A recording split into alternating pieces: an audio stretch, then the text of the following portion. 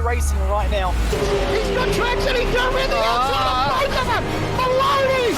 Oh, he's taking Anderson! Anderson's up top now! Oh my god! Big crash! Oh my goodness, half the field's gonna get rolled! Six very close. These guys are want to make their way through the field very quickly. Oh, there we go! Oh no! That's massive! This is it! This is over! I can't believe this! Oh my god! God, what?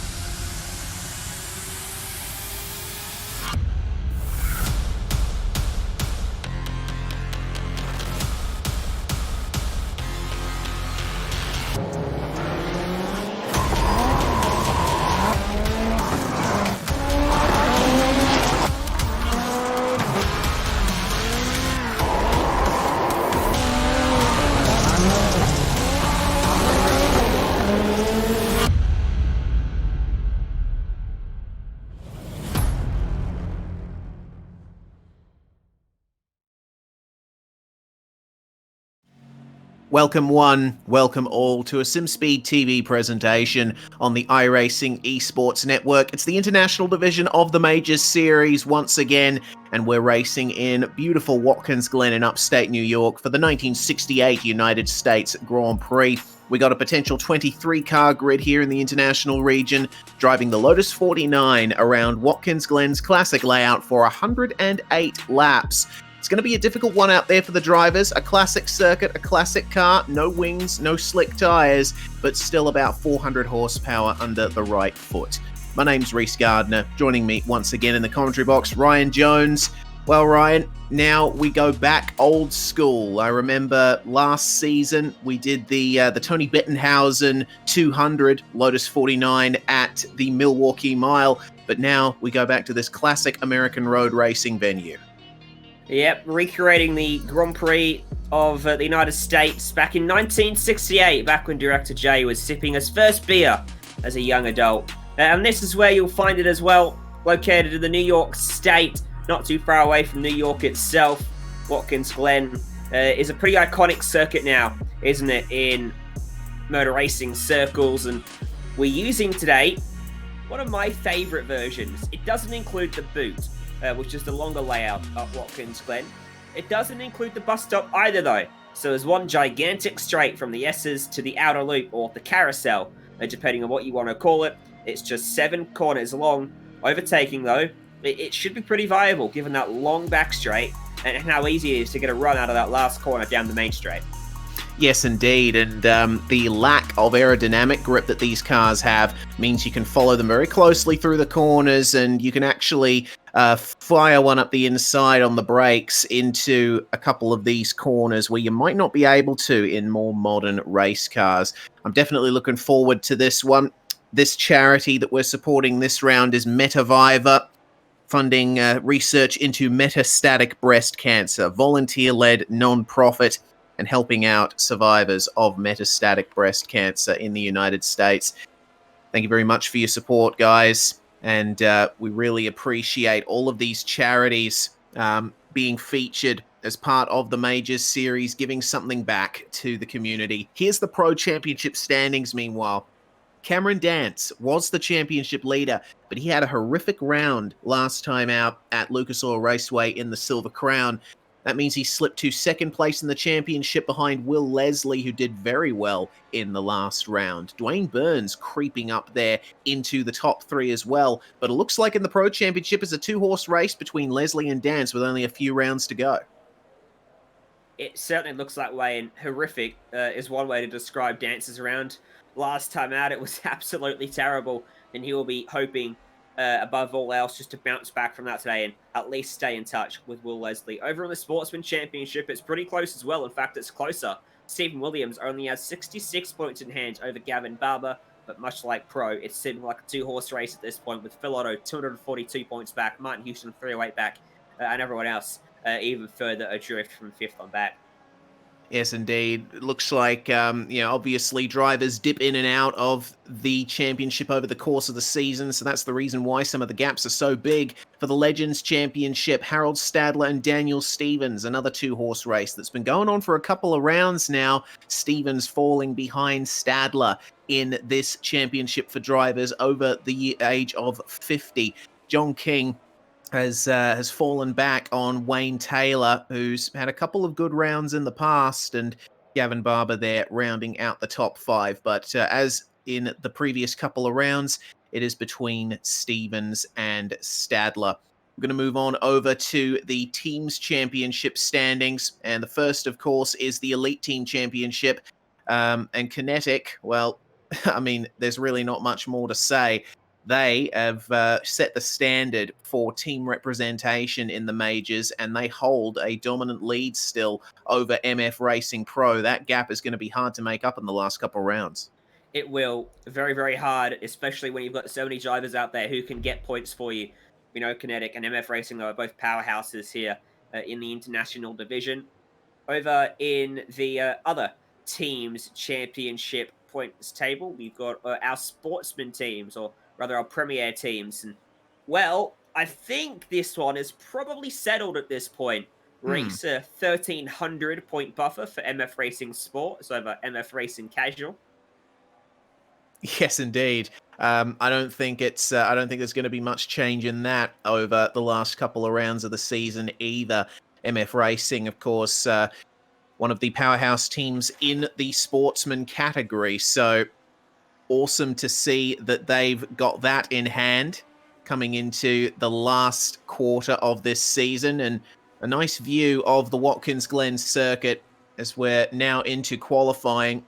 We got a bit of an interesting format here. The drivers all have 20 minutes to set their best time.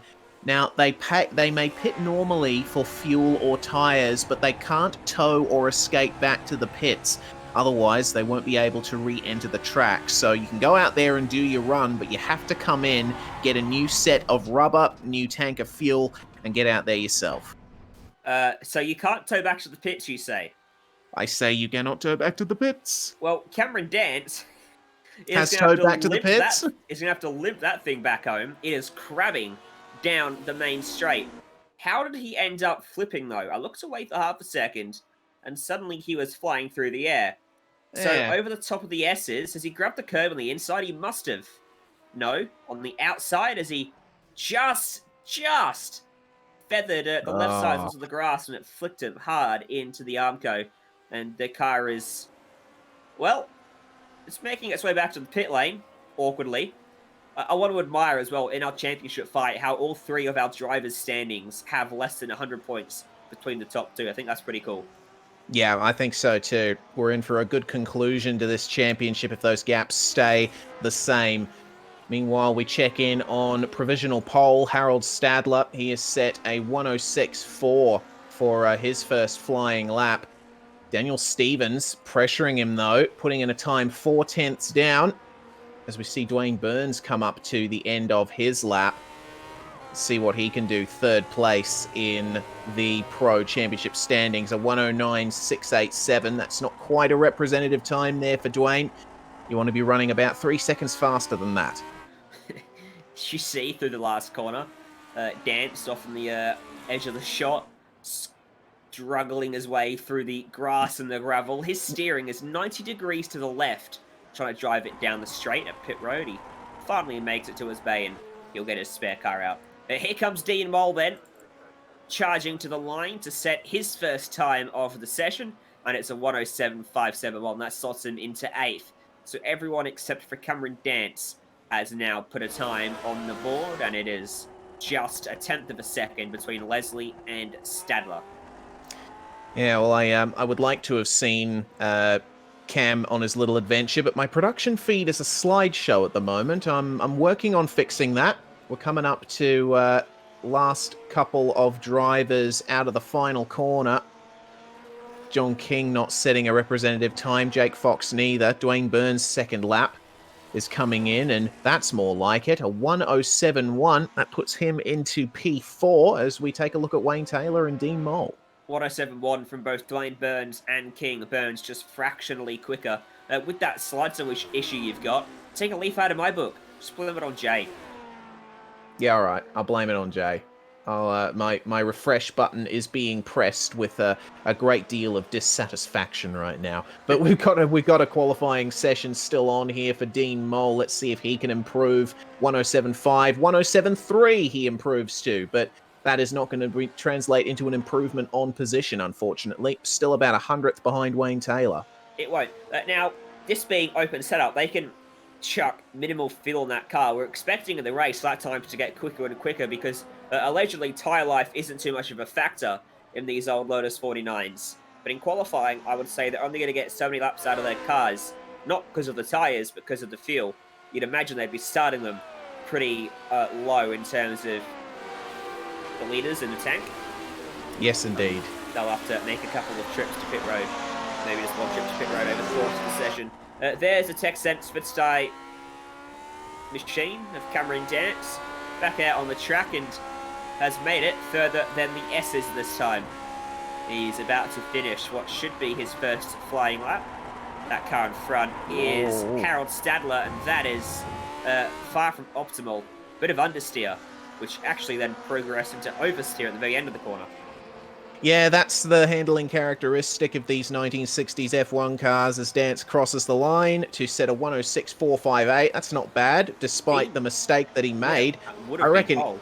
yeah, he's definitely got a chance of a run at pole here. But you can see through these really long corners at Watkins Glen the wayward handling characteristics of these cars. This is about a year before motor racing engineers discovered that wings are a big advantage. So the way this car handles through the corners, it's very long. It's got the engine in the back. So if you tip it in a little bit too hard, then that rear is just going to come round. I just saw Cam Dance do that as Dwayne Burns crosses the line again to set a time that's a bit slower than his fastest. Jake Fox through the last couple of corners. It's very difficult to get the power down out of there. What year was it when engineers discovered that actually covering the engine up might give you a little bit more reliability out of your car? From memory, you started seeing full-on engine covers probably near the end of the 1980s, the mid to late 80s. Before that point, you still had the headers exposed on the engine. Will Leslie has gone to pole meanwhile. Harold Stadler, we'll see if he can repeat that. No, he does not. But Will Leslie jumping onto the pole position, 106.325. That's going to be good for him. Got a car stopped up in the S's meanwhile. Looks like Cameron Dance has had another off. He's got some damage on his nose cone. That he does. Little scrape down the front end of it. Hard to tell. Camouflage a bit actually by his paint scheme. I wonder if we can pick it up if I go back. Yeah. Ooh, bizarre. Car did not turn through the first part of the S's. Went straight across that grass on the inside. Actually managed to keep it off the Armco, but he's looking fast, but maybe not comfortable. Yeah. I mean, I think it was Mario Andretti that said if the car feels like it's in control, then you're not going fast enough. And Mario Andretti comes from the time that these cars raced in Formula One, at least the late 60s to the 70s. That was the period where the cars were very wayward. John King across the line, 107.174. That's an improvement for him, but he remains in 6th.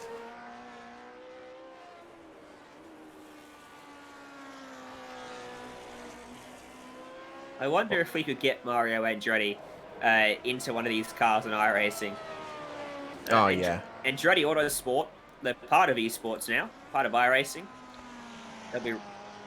They'll be running in the iRacing Rallycross World Championship starting at 3:45 a.m. tomorrow morning for us Aussies. So, hey, maybe there's an avenue there. Yeah, perhaps. Mario does get on the sim every now and then in iRacing.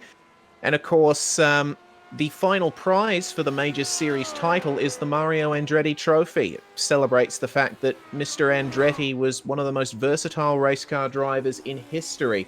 He was able to put his foot to the floor and go fast in just about any car. He's done well at the Indy 500. He's got a Formula One championship under his belt. He's got magnificent records in US open wheel racing as well.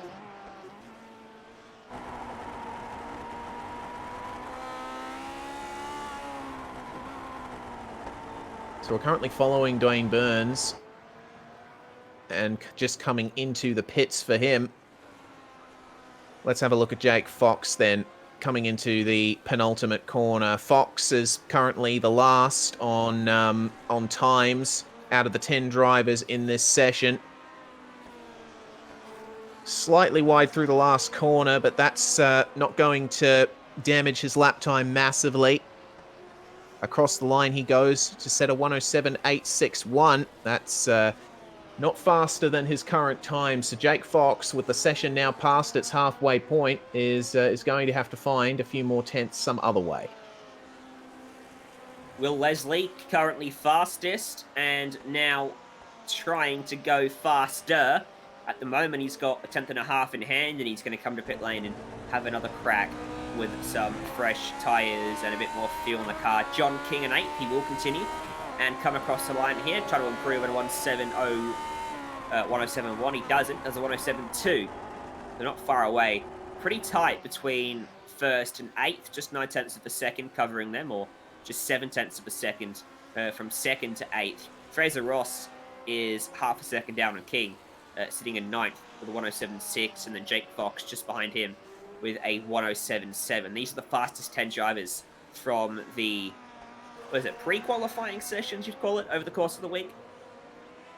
Yeah, something like that. Yeah, pre-qualifying in the majors takes place over the week preceding the race, and then we got this shootout here for the top 10 drivers, and then we'll jump on into the race session. Fraser Ross has begun a new lap, or it might be an in-lap, not too sure. And of the drivers out on track, it looks like Cameron Dance is making his way through the S's on a bit of a blinder. Jumps over the curb, and let's see if he catches the grass. No, not this time.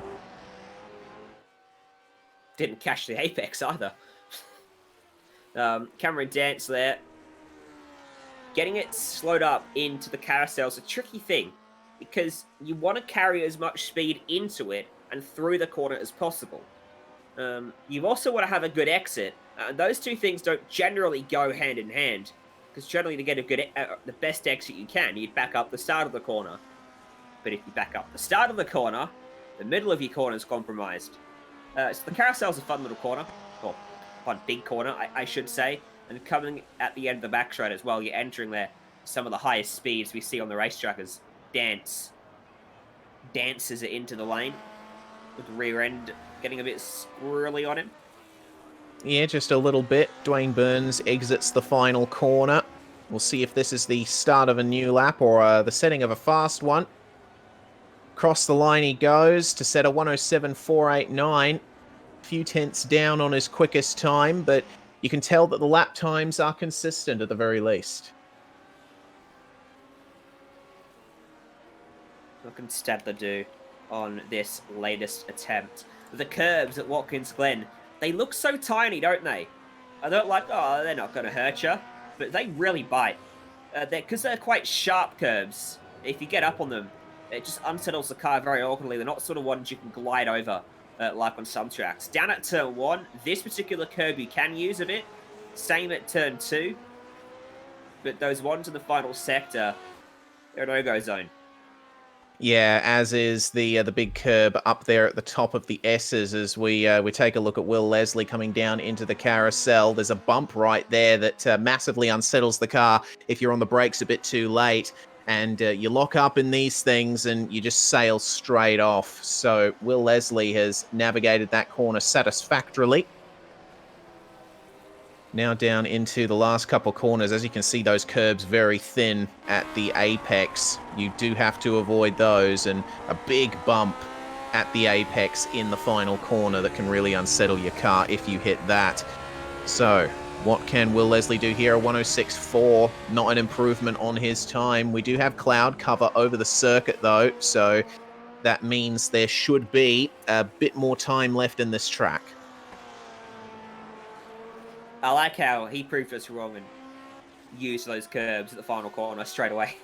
Actually got through there quite nicely on that occasion. But trust us, they do have a bite, but with the wrong angle over them. Jake Fox trying to get himself out of last place in the session. Still looking at a P10 start though, which isn't bad. With 23 cars out there for our main event in a few minutes' time. Out of the last corner. Trying to keep that steering wheel straight. He crosses the line. And it's a 108.0, so that's no improvement for him. Dwayne Burns is not far behind him on the racetrack either. He's going to come across the stripe underneath the dark skies. Does it 7.4, stays 7th.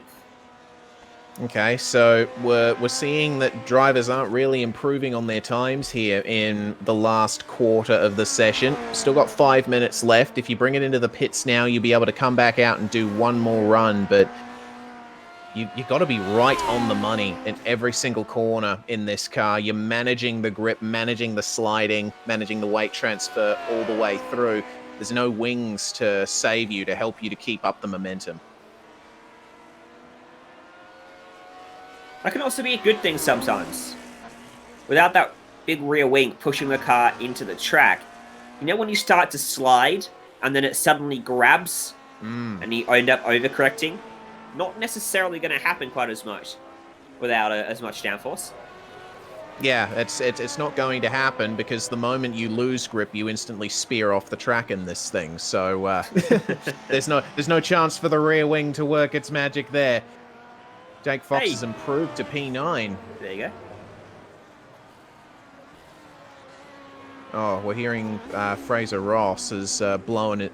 Sorry, Daniel Stevens, my apologies, has blown his engine out on track, so he won't be able to improve on his current 4th place finish. So why you get a sequential shifter? No chance of that happening unless you just bang it down the gears too much. H patterns, very easy to make that mistake. Dropping it too far down, I imagine. If we lose a little bit of focus. That's a 6.6 from Stadler. It's still not enough to improve, and it's 2 tenths down on what he's done. But this often seems to be the case in big quality sessions. Often, you just struggle to find the improvement later on. You start overdriving the car.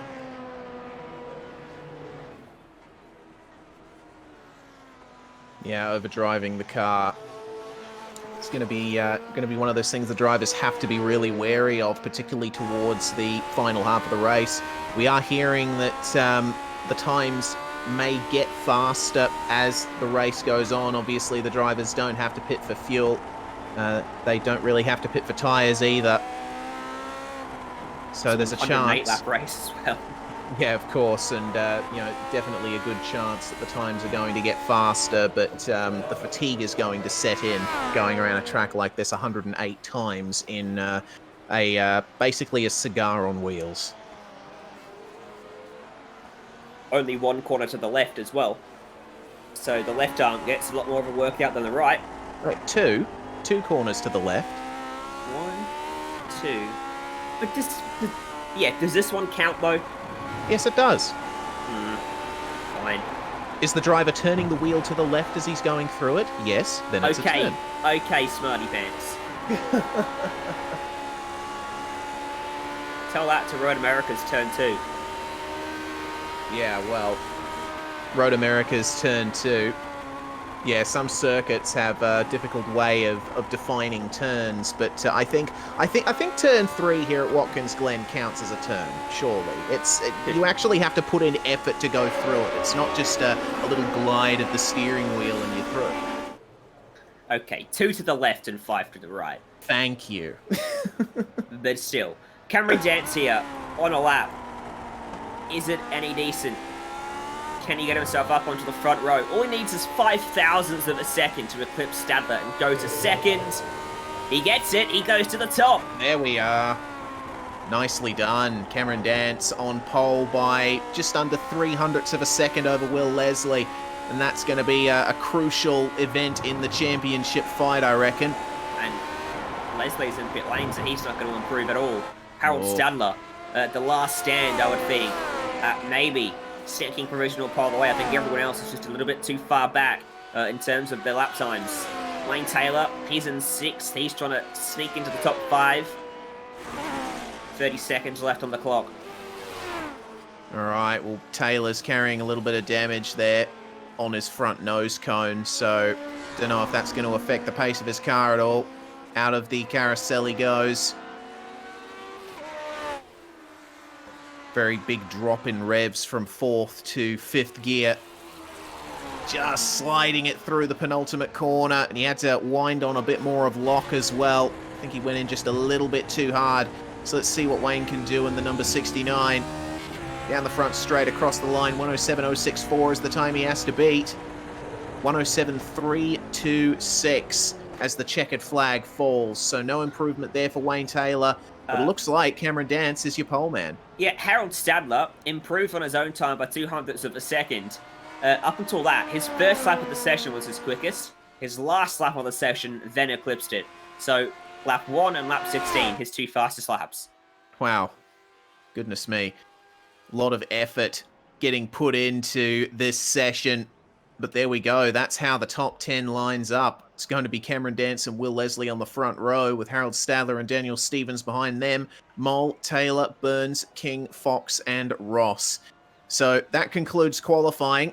And we're going to jump on into the race server where we should be joined by 13 other drivers for the 1968 US Grand Prix. It's the International Division of the Majors Series. Who's going to take the crown in the Lotus 49 at Watkins Glen? We'll see in a bit.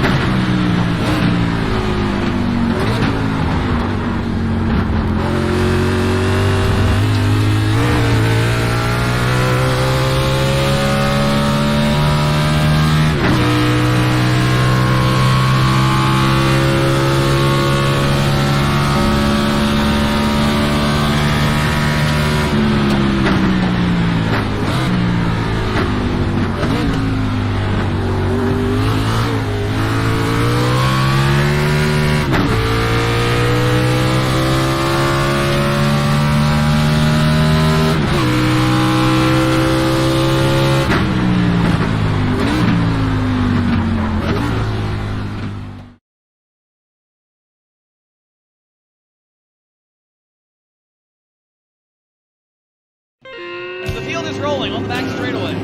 Get ready. This is going to be tight.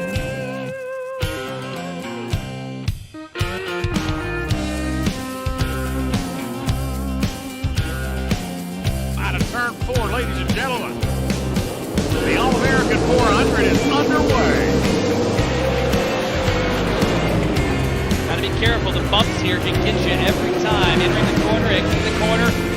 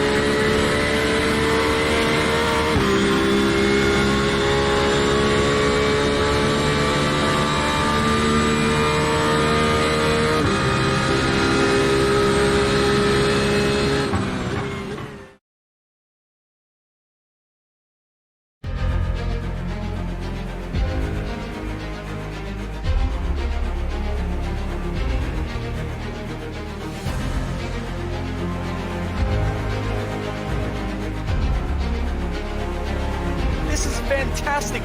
This is GT racing right now. He's got traction, he's got everything outside of both of them! Maloney! Oh, he's taken Anderson. Anderson's up top. Oh my god! Big crash. Oh my goodness, half the field's going to get rolled. Second very close. These guys are want to make their way through the field very quickly. Oh, there we go! Oh no! That's massive! This is it! This is over! I can't believe this! Oh my god! God, what?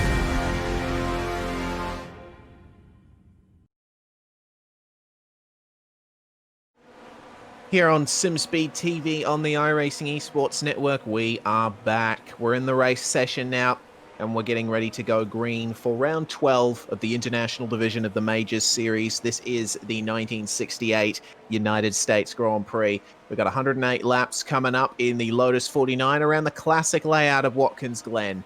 And we missed a couple of things just after we pulled out of the qualifying session, Ryan. Harold Stadler actually improved on his lap time, and he is now starting second behind Will Leslie. So that's an excellent run there. Sorry, second behind Cameron Dance, I should clarify. But that's great for Harold. After we saw him struggle to improve on his time throughout the session, now he's got a front row start with his TechSense teammate. Yeah, we pulled out of that a little bit too early, didn't we? And he improved. We thought they were all done, but he managed to check a flag just before it flew and was able to do one more lap as a result. But this is going to be a really hard slog, this one. These cars are not easy to drive, and to do it 108 times around this track is going to be a mammoth task with no brakes either. There's going to be no cautions. I'm not expecting any pit stops for most of the field. Maybe you could pit, strap on some fresh tyres, but I think the general consensus is that the time you lose by doing so is not going to be able to be overcome by fresh rubber. So I think the longer we get into this, the more and more drivers are going to start to struggle. We're going to see more mistakes, and it's going to turn into a true race of attrition, which I think last year's Lotus 49 at Milwaukee was an attritional race as well, but obviously there we had cautions, plenty of them. Yeah, it was somewhere along those lines, but these cars, they come from the era before pit stops were really a regular thing in racing. So you fill these things up, they can go the entire race distance, and the tyres can go the distance as well. As we've gotten from our correspondence with Cameron Dance just before, the track temperature is likely going to drop as the race goes on, so we should expect the pace to increase as the laps tick by. Currently the track is at 39 degrees Celsius, somewhere along those lines. It's mid-afternoon in virtual upstate New York, just coming up to 3 p.m. in sim time, so we're going to finish this race with the sun a little bit lower in the sky. Just a little bit, but we'll still well and truly be under the light of the sun. Won't be any issues in that regard, but yeah, track should maybe get a little bit cooler as we go on, although with 20 odd cars thundering around it, could also actually get hotter. All depends on how much cloud cover there is, and I reckon that car went straight into the tyre bundle on the outside of the carousel there. Yep, one of those things that happens down at the end of the long straight. You get onto the brakes for the third gear carousel, and as I mentioned in qualifying, there's a big bump as the track falls away over the crest to go down into the corner. If your brakes are too applied at that point, you still got to slow down a bit more, then you are going to lock up and spear off. Will Leslie right there, our pole sitter, about to demonstrate that section of the circuit, and he's in quite the draft as well. We've got two cars in front of him. Over the bump they go and down into the carousel.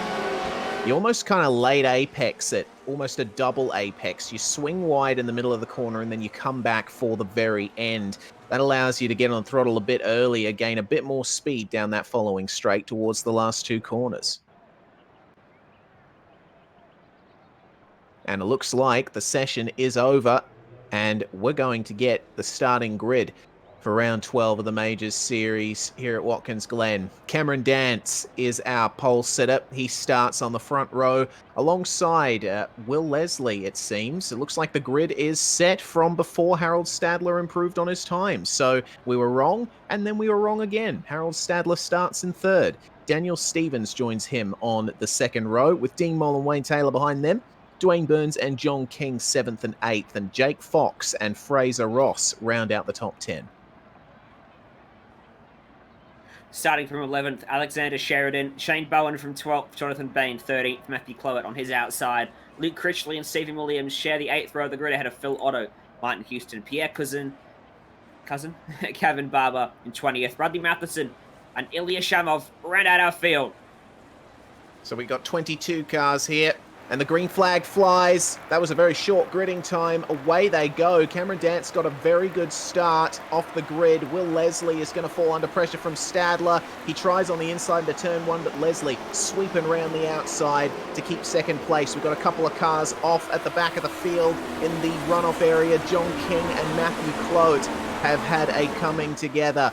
But as they come through the S's, this is one of the big choke points around this circuit. The drivers are just feathering the throttle. They've got to be very careful out of these corners. Potential side-by-side running down the back straight. Wayne Taylor versus Shane Bowen. Bowen's on the inside for the carousel as we see a move for second. That's Stadler slipping through on Leslie. Back up into second place, and Bowen completing the move on Taylor, who runs wide, and that allows Jonathan Bain to get in on the action. But my goodness, we're almost at the end of the first lap, and already seeing quite the race for second on back. Cameron Dance is pretty much checked out at the moment. Whoa, hello. That's an issue for Stephen Williams. He's rotated it at the carousel, it looks like, but I think he's kept out of the fence. Wayne Taylor off as well at the penultimate corner. Will Leslie got a pretty poor start, and Harold Stadler was able to get to his inside. It looked for a moment like he would complete the move at turn one, but he erred on the side of caution, and that paid off because he had a much better run up through the S's and was able to carry that speed down the main straight and took the spot away at the carousel. And now he'll try to pull out a gap. 7 tenths behind Dance. Leslie sticking to his gearbox over the rest of that lap, and down the back straight we go for lap number 2 of 108. You can see how the draft works here in these cars, even without that rear wing. Still a big hole being punched in the air by these bullet-shaped cars. Bullet, I think, is a good descriptor. Oh, no, or cigar who as is well. that? Oh, just as we go to the replay as well, that's something that's happened for Phil Otto. Very slow down the straight. Looks like suspension damage for him, and whoa, yeah, that was quite the flip there for Phil Otto. Who was that? Background, right as we went, yeah. Yeah, it's a Fraser Ross. Fraser Ross. It was coming out of the carousel. I reckon he's grabbed the grass on the left, and it spat him into the armcar on the inside.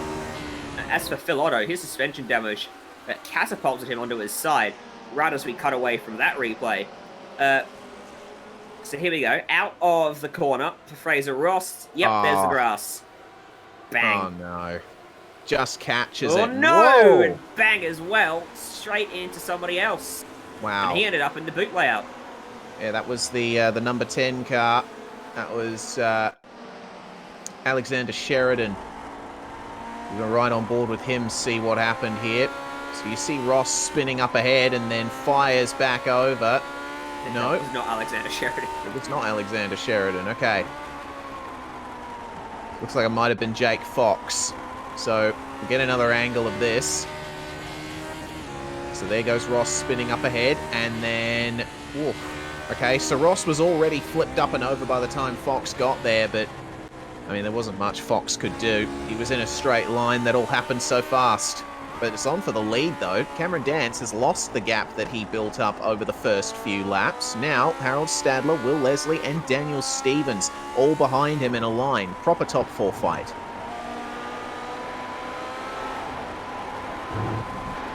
So on that lap just gone, the top 3 all with a 107.2.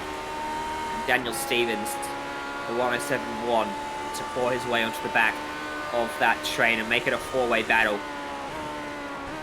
It looks like Harold Stadler actually lifted off the throttle down that back straight, because Will Leslie really closed in on him at the very end of that straight, which would suggest that he was lifting off because he doesn't want to fight Cameron Dance at that point. Yeah, the two Fit-Sty cars will want to stay out of each other's way a bit because, you know, in these cars in a battle situation, if you go side by side through a corner, you already lose a bunch of time. But if you come together, then that's going to be the 1-2 completely destroyed. Stadler back in the draft down the front straight and again lifting off early. And seems like it's a bit of an effort to keep Leslie and Stevens behind.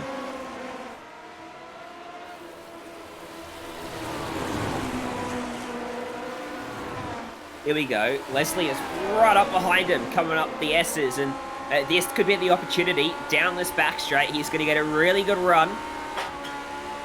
Whoops. I don't think there's much that Stadler can do here, and Leslie shows his nose to the inside. On the brakes, yeah, he goes too deep, overcommitted there, and Cameron Dance has run wide as well. Wow, Harold Stadler almost took the lead away there after almost losing second, but Dance very aggressively cut back across his nose and holds on. A lot happened at the carousel, that will happen. Yeah, an awful lot. Leslie slips back through on Stevens into the penultimate corner meanwhile, so one position gained back for Will, but he's shown that he's got great pace, great race pace.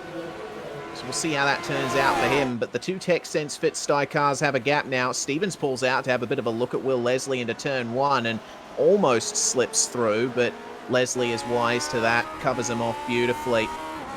So now it's two separate groups here. First and second, third and fourth. We'll see how much the draft comes into effect down the back straight. Stadler and Dance exiting the S's.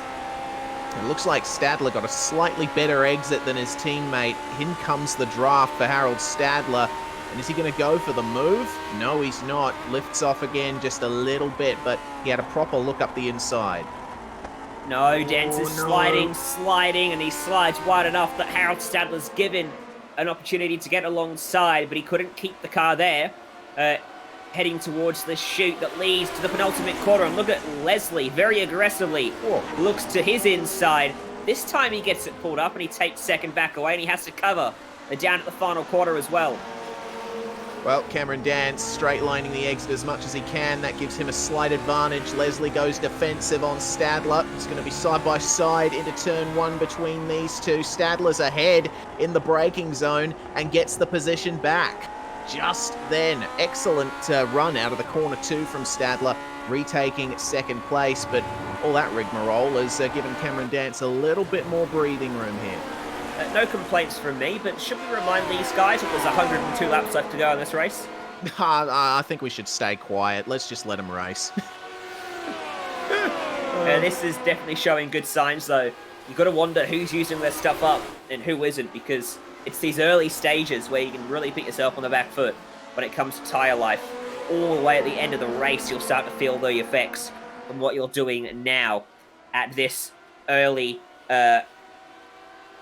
portion of the stint, or in a pit stop list race, the race itself. Indeed. Poor Will Leslie tries again on Harold Stadler. So Stadler back ahead at the line. We'll see if Leslie goes for the move into turn one. He does. Very aggressive on the brakes. Slips through just before the apex. Can he hook up the power though? No. Stadler carried a bit more momentum thanks to the banking of the corner. Bit of a higher rev range, bit more torque, and able to slip back on by, but you can tell that Leslie is very hungry. He's in trouble. Slight slide from Leslie coming through the right-hander as well, so the driver's really starting to push at the moment. But this isn't the only battle that's going on track at the moment. Just behind these guys for 5th and 6th, Dwayne Burns and Dean Mole have been keeping each other very good company. Mole has piled the pressure on Burns, started ahead of him on the grid, but lost out at the start. And now, a better exit down this following straight. Looks like Mole might be able to jump on by Dwayne Burns here. Side by side again. Burns just leaves him the room, turns in a little bit later, but he's got the inside again for the final corner. Trouble he's not behind going to them, take Reese. the chance. Shane Bowen's gone around, and what was a 3-car scrap with Alexander Sheridan and Jonathan Bain. We need a replay of that. I think he's managed to keep it off the fence. Here we go, thanks to most of the simulation. So through the carousel, they were side by side, and Bowen ends up spread eagled across the inside curb down here at this next corner. There's the move in the foreground you were talking about. Now, does he lose it by himself? Ooh, I wonder if he got into the left rear of the preceding car, which would have been Jonathan Bain. Yeah, might have. Let's have a look from the onboard with Shane Bowen. But this is something that can happen in this corner. Oh, yeah, maybe Bowen pinched the brakes trying to slow up a little bit more into the corner as well. Because once you do that, then the rear end just breaks free in this thing. Yeah, I think he did pinch the brakes, and he's managed to avoid contact with the car and the fence. So good job from him, and he will live to fight another day. Here's Lotus 49. They do, of course, have a spare car up their sleeves, but you never want to have to take it, as Gavin Barber and Matthew Clowett run side by side, and that's a move made for Matthew Clowett. Let's go back to the front, because it's closed up again, and Stadler was on the shallow line entering turn 1 as a big cloud descends over that part of the circuit. Yeah, very dark here. But it looks like Daniel Stevens has dropped off the back of this one as well at the penultimate corner on the previous lap. He ran wide into the gravel, so now it's just a battle for the top 3 between these guys. Stadler in the draft again versus Dance, but does not go for the move. Keeps Will Leslie behind. Oh, big slide from Cameron Dance in the mid-corner. Allows Stadler to catch up slightly, but late apex from Dance helps him to maintain the momentum onto the straight again. Stadler out for another look. They got to be careful here because Stadler is going to be aware that not only is he competing for the Legends Championship, his main rival Stevens a position behind him, and Cameron Dance fighting for the overall championship lead, so these guys can't afford to make a mistake here. I reckon Will Leslie had his nose nestled firmly in the tailpipe of Harold Stadler coming out of the last corner there, and again through turn 1. He is, I would say, the fastest of the 3, but he's just struggling to find a way by Stadler in a place where Stadler can't fight back. That's an issue for Gavin Barber at the final corner. Okay, let's have a look at what happened to him here. We saw Gavin Barber yielding to another car just before Matthew Clowett. See what happened to him down at the final turn here. Turns in all right. Oh, but I think just a bit of oversteer coming up to the apex. He corrected that, and then the car just went back around. Fortunately, able to keep it on the track. Let's see the wheel work. See what happened to him here. Down into the corner he goes, and wow, okay. Looked like the revs went up there. Might that have been a sticking throttle? That's weird. He also might have missed a gear. That's a possibility. These cars have an H-pattern manual transmission. You don't need the clutch to shift, but there's still a chance that if you don't kick it in right with the throttle, then it's just going to rev up in neutral.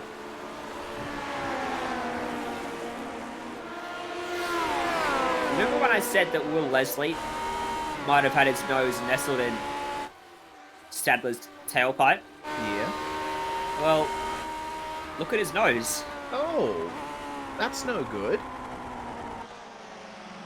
The thing is, he can't really come into the pits and fix it either, because we know that this race is likely going to run without any pit stops. So as the two Fitstye cars battle up ahead, there is the damage to Leslie's nose. That's going to hurt him a bit. Oh yeah, big understeer from Leslie. It's going to hurt his straight line performance as well. If he doesn't stay in the gap here to Stadler and Dance, he might fall off them. They're holding station really well there, though, at the front. Stadler's just doing everything he needs to stay right in touch with Cameron Dance without actually passing him. Meanwhile, Wayne Taylor and Matthew Clowett for 11th and 12th position. It looks like Cloet has the run here on Mr. Taylor. So down into the first corner. Taylor a bit more aggressive on the brakes. Can carry it round the outside and back onto the throttle again. Protects the position. It's one of the things you can do down at that turn. And that turn was not there when this car raced at Watkins Glen. It was a bit of a different layout back then. The modern front straight had not yet been built, and the start-finish line was actually on the entry to the S's. So bit of an interesting factoid for you as Cloet pulls out again. Wayne Taylor lifts off early to let him go. Seems like a wise move in this circumstance. Taylor now has a car in front of him he can use to draft. While that was happening, here we go, here's Kevin Barber getting up the inside and putting himself into 14th. If he can pull it up and get it turned, which he can't. So back to 15th for him. Up the front, meanwhile, oh, good crossover. Nice. But he's going to be on the outside unless that 88 lets him go, which he does. Cameron Dance is sliding every lap through the carousel. Last time by it, allowed Stadler alongside again, but as we've seen before, he wasn't able to keep the car there and actually complete the maneuver. So if there's anywhere that Dance is vulnerable, it's down in that carousel section, but for whatever reason, Stadler's not being able to capitalize on it. The big thing, I think, with Dance's performance at the carousel is, yes, he is sliding, yes, he is running wide, but the crucial thing is he's bringing it back into the inside at the very final phase of the corner. It allows him to straighten out the acceleration zone and get a bit of extra momentum down the straight. In a car with wings, you'd probably have a bit of a better time just taking a clean line through the carousel. But in a car like this, if you can square off the exit, then it'll pay dividends for you. So Will Leslie continuing to hang on. I feel like as soon as Stadler's able to pass Dance, he's going to check out on these guys. And Leslie might be able to fight with Dance. There's 16 cars on the lead lap. Sorry, 17 still. That was Phil Otto going another lap down. So watch Dance here. He actually meets the apex quite nicely that time. So for once, Dance has got through there very smoothly. But it wasn't necessarily fast, because look how Stadler closed up to him. In fact, Stadler thought about it, and then thought second time around, maybe not. He's being cautious, which I think is probably because there is so long left to go in this race. He doesn't want to give himself damage early on like Leslie has done. Yeah, well, Stadler's being rightfully cautious, I reckon. Because, you know, these cars, they are still Formula 1 cars, so they're extremely fragile if they come together at speed. So Stadler just doing the right thing, I reckon, hanging back, waiting for the right opportunity to make a move and make it stick, because it's all about timing around a circuit like this with so many fast corners, so many braking zones. If you're out of rhythm, then Will Leslie would be able to swing through and take the both of you in one fell swoop if he was lucky. Once again, bit of a slide from Cam Dance through the carousel, and Stadler catches up down the back stretch. Again, the draft, but Stadler backing out of it. Leslie, you saw, had a little bit of a look as well. But these cars are, at least from the outside, it's starting to look a bit more like a modern open-wheeler race with the little twitches in the braking zones, the little looks. But it's certainly fun to watch.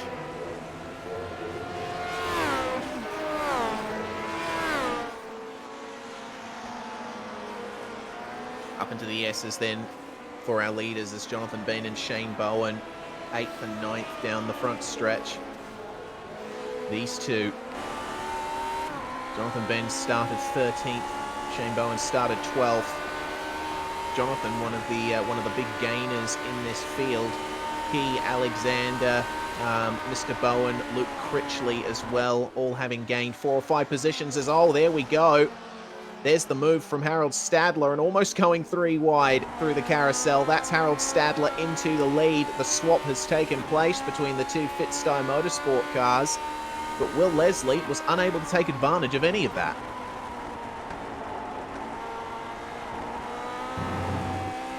Well, there we go. And now we see if Stadler has that pace that he's been showing behind Dance to run away, as Dance grabs the curb quite awkwardly at the final corner there. And Will Leslie, having seen Stadler finally complete that move, will be fancying his own chances of going through as well. Maybe as early as this lap now, lap 18 of the 108.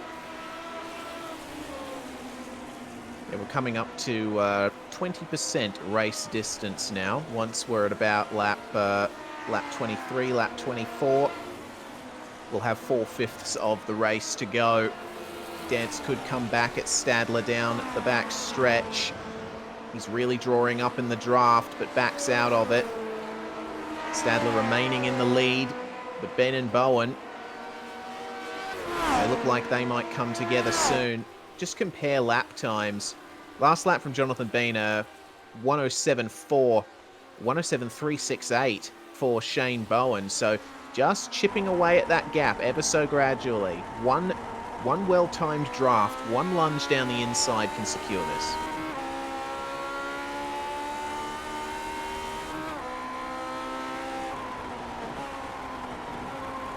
But for the time being, looks like they're staying well and truly line astern. Once again, it's just a question of being cautious, of timing your moves properly. Last car running at the moment, one of the last cars running. Ilya Shamov having gained a few positions. Phil Otto as well, just outside the top 20. He's got a bit of time to make up. About half a lap ahead of him is Pierre Cousin, so if he wants to jump back into the top 20, he's got a bit of time to wait and a bit more pace to extract. But the top 3 battle continues. Stadler, crucially, has that 2 or 3 car length gap over Dance and Leslie. A little bit of extra breathing room always helps in a situation like that, and Dance, it seems, putting on a great defensive drive, keeping Will Leslie behind him.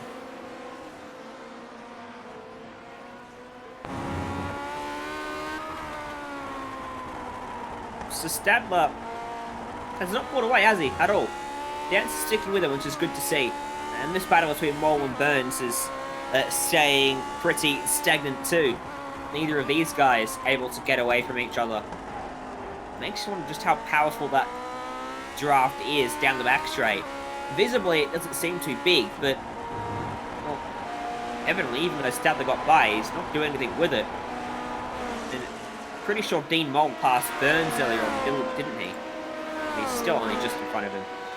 Yeah, you see that Burns is able to hang on here in the draft. If you get a good run out of the S's, you can translate that into the draft down the straight. But the positions stay the same for now. Mole also carrying a bit of damage to his front end, so he could be in trouble versus Burns later on if that behavior comes back to bite him.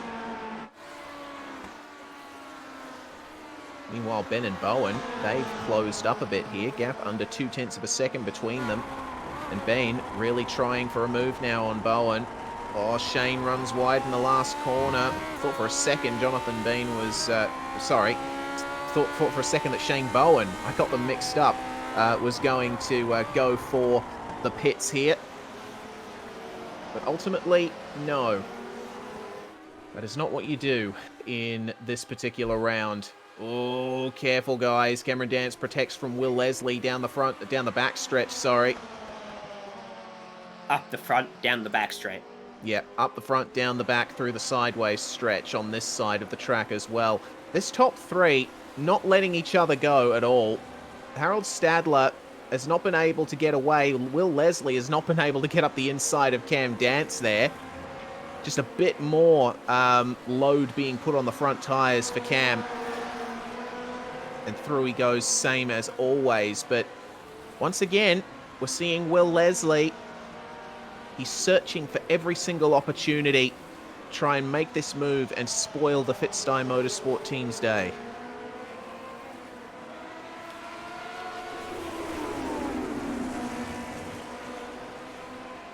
Just shame we don't see Formula One coming to Watkins Glen anymore. Obviously, the US Grand Prix is currently held at Circuit of the Americas down in Texas. Rather, it was last year, and it should have been this year, and it probably will be next year. Before that, it was Indianapolis, wasn't it? At the road course there. A very infamous race took place during one of those events. But at some stage, they stopped coming here. And it's disappointing because I think this track would suit modern-day Formula One cars incredibly well. They'd be flat out through the S's. There'd be some big... Oh, hang on a sec. Who's that? That was Ilya Shamov. A couple of issues there down into the carousel. We'll get a quick replay of that one. So, Shamov running an 18th. Looks like a pinch of the brakes coming into the carousel. You're going to see Shamov dive in here, and then the car just goes whoop, round it goes. I don't know if that was a hardware issue or something like that. The brakes just being planted, but Alexander Sheridan was lucky to get away with that one. If he was a tenth of a second too late, then Shamov probably might have spun into him. Live pictures. Will Leslie was up the inside at turn 2. Now he's around the outside at the carousel, and Cameron Dance is still ahead of him though. Oh, side by side in the S's. Leslie getting the run. Around the outside is not going to work there, so Dance slots back in ahead. Oh, now he's on the outside for turn 6. And that doesn't work either. What about the outside for turn 7? This is just over-under after over-under going on here. Dance messes up the exit slightly. Leslie gets the better run off the corner, but he's not able to take advantage of it. Had to lift just a little bit. And then down into turn 1 they go. Leslie goes he's struggling. For it. Oh, He didn't pull careful. It up. Oh, a bit of contact. Just got away with it. Only just, but the gap is now much larger. Dance does have a little bit of traffic through the S's, so we'll see how that works out for him. Another view of that on the slow motion. Leslie up the inside, but just braked a little bit too late. There was no way that he'd be able to clear Dance before they came to the apex. You know what that did? That gave Harold Saller a 2-second advantage. Well, now all he has to do is hit his marks, keep it going. Bowen and Ben, meanwhile, for 8th and 9th once again. Bowen had just got through in the S's, but Ben is going to come back at him, coming into the carousel on the outside. See if he can hook up the late apex. Whoa. Shane Bowen having a bit of trouble keeping the momentum going down there on the inside line. And, oh, the gear shift there. That is what spoiled the exit. So that means Mr. Bean might come back by around the outside, but no. Shane Bowen protects it. You can tell now these two know what's at stake for these two positions, and they're going to keep fighting over the next few laps, but Shane Bowen secures that position. You mentioned him struggling through the carousel, Shane Bowen. He had the right sides very close to the grass. I don't think he touched it, but he was using a lot of the curb, and that unsettled the car, and he was basically having a big wobble all the way around the corner, which is why his exit was so bad as well. See if Jonathan Bain can stick with Bowen here, because it took Bowen 20 odd laps to get past him, so their pace isn't too far apart. Might see a similar story to what happened when Stadler got by Dance, and this time there was no third car to intervene. To go back to that point I was making before we sort of got a big burst of action, modern Formula One here would be great. Flat out through the S's. I don't think they'd take the bus stop because probably too much grass and too awkward for those cars. And so you'd see some big moves down into the carousel. And if they didn't take the boot, maybe some into turn 6 as well.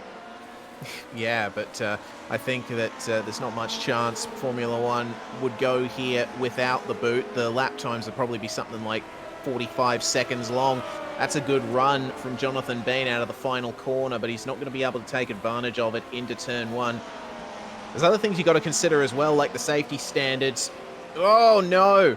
Mr. Bowen messing up the exit of turn 1 there. Looked like the rear end just broke free. So that means that Jonathan Bean back through into 8th place. Safety standard. So Watkins Glen is it's a grade 2 license. So it would need a bit of upgrading. It needs to be grade 1 for Formula 1. But grade 2 can host just about anything else, with the exception of MotoGP.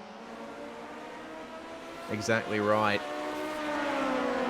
But I do agree, though, seeing a modern Formula 1 car around this place would be spectacular. We do have a pitter, though, Phil Otto, and he's been carrying that damage for some time, has Phil.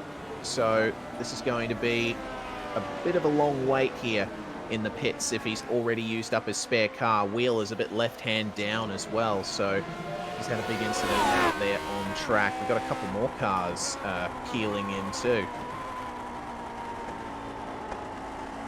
There was Pierre Cousin in the pits as well, Ilya Shamov. They come in for repairs. Fraser Ross has not made another appearance out on the circuit since his crash. That's what happened to Shamov. The brakes just locked up over the crest, and then there wasn't much he could do. Straight into the wall and onto his roof for good measure. Onto his helmet, rather. I was going to say good holiday destination as well, because, you know, go to Watkins Glen, watch the race, and hop off to New York. Then I looked it up and realised it's a 4-hour drive between the two of them. Yes. Yes, indeed. It's closer to Toronto than New York is Watkins Glen, though it does reside in New York State. Although getting across customs probably means it'll take a bit longer than New York. Yeah. Not too far from Niagara Falls either, which is one of the places you can check in, at least in a world before what happened this year. Fine, I'll go to Watkins Glen and then I'll go to Canada instead. That's Won't good. go to New York. I've got family in Canada, actually. In Yeah. Toronto. Not a bad idea. Lucky you. You can make a proper week out of it, can't you? I've always said, when I eventually go to America, I'm going to spend a hell of a lot of money and spend a hell of a lot of time over there. Yeah, I want to do exactly the same. Too much to do. Well, You know what the proper dream is, right, Reese? what's that? You make a living commentating in America. Then you get paid to go and travel America. Yeah. Yes, indeed. Oh, no. Jonathan Bean with a huge sideways moment in the carousel. Tell you what, we're seeing more and more drivers fall victim to the inside of that corner. You've got to be careful with how you trail the brakes into that particular turn, because the rear end will just swing around. Let's have another look then at what happened to him.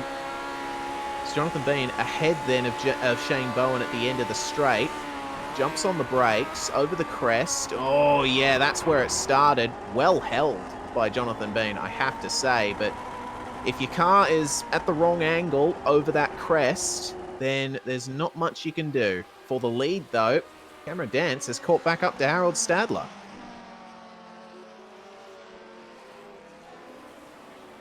I'm trying to find the lap record of this layout. Yeah, you probably won't get an accurate reading for Formula 1 cars, at least, because the this final turn and the first turn, they were put in the early 1970s, which was after this car raced at Watkins Glen.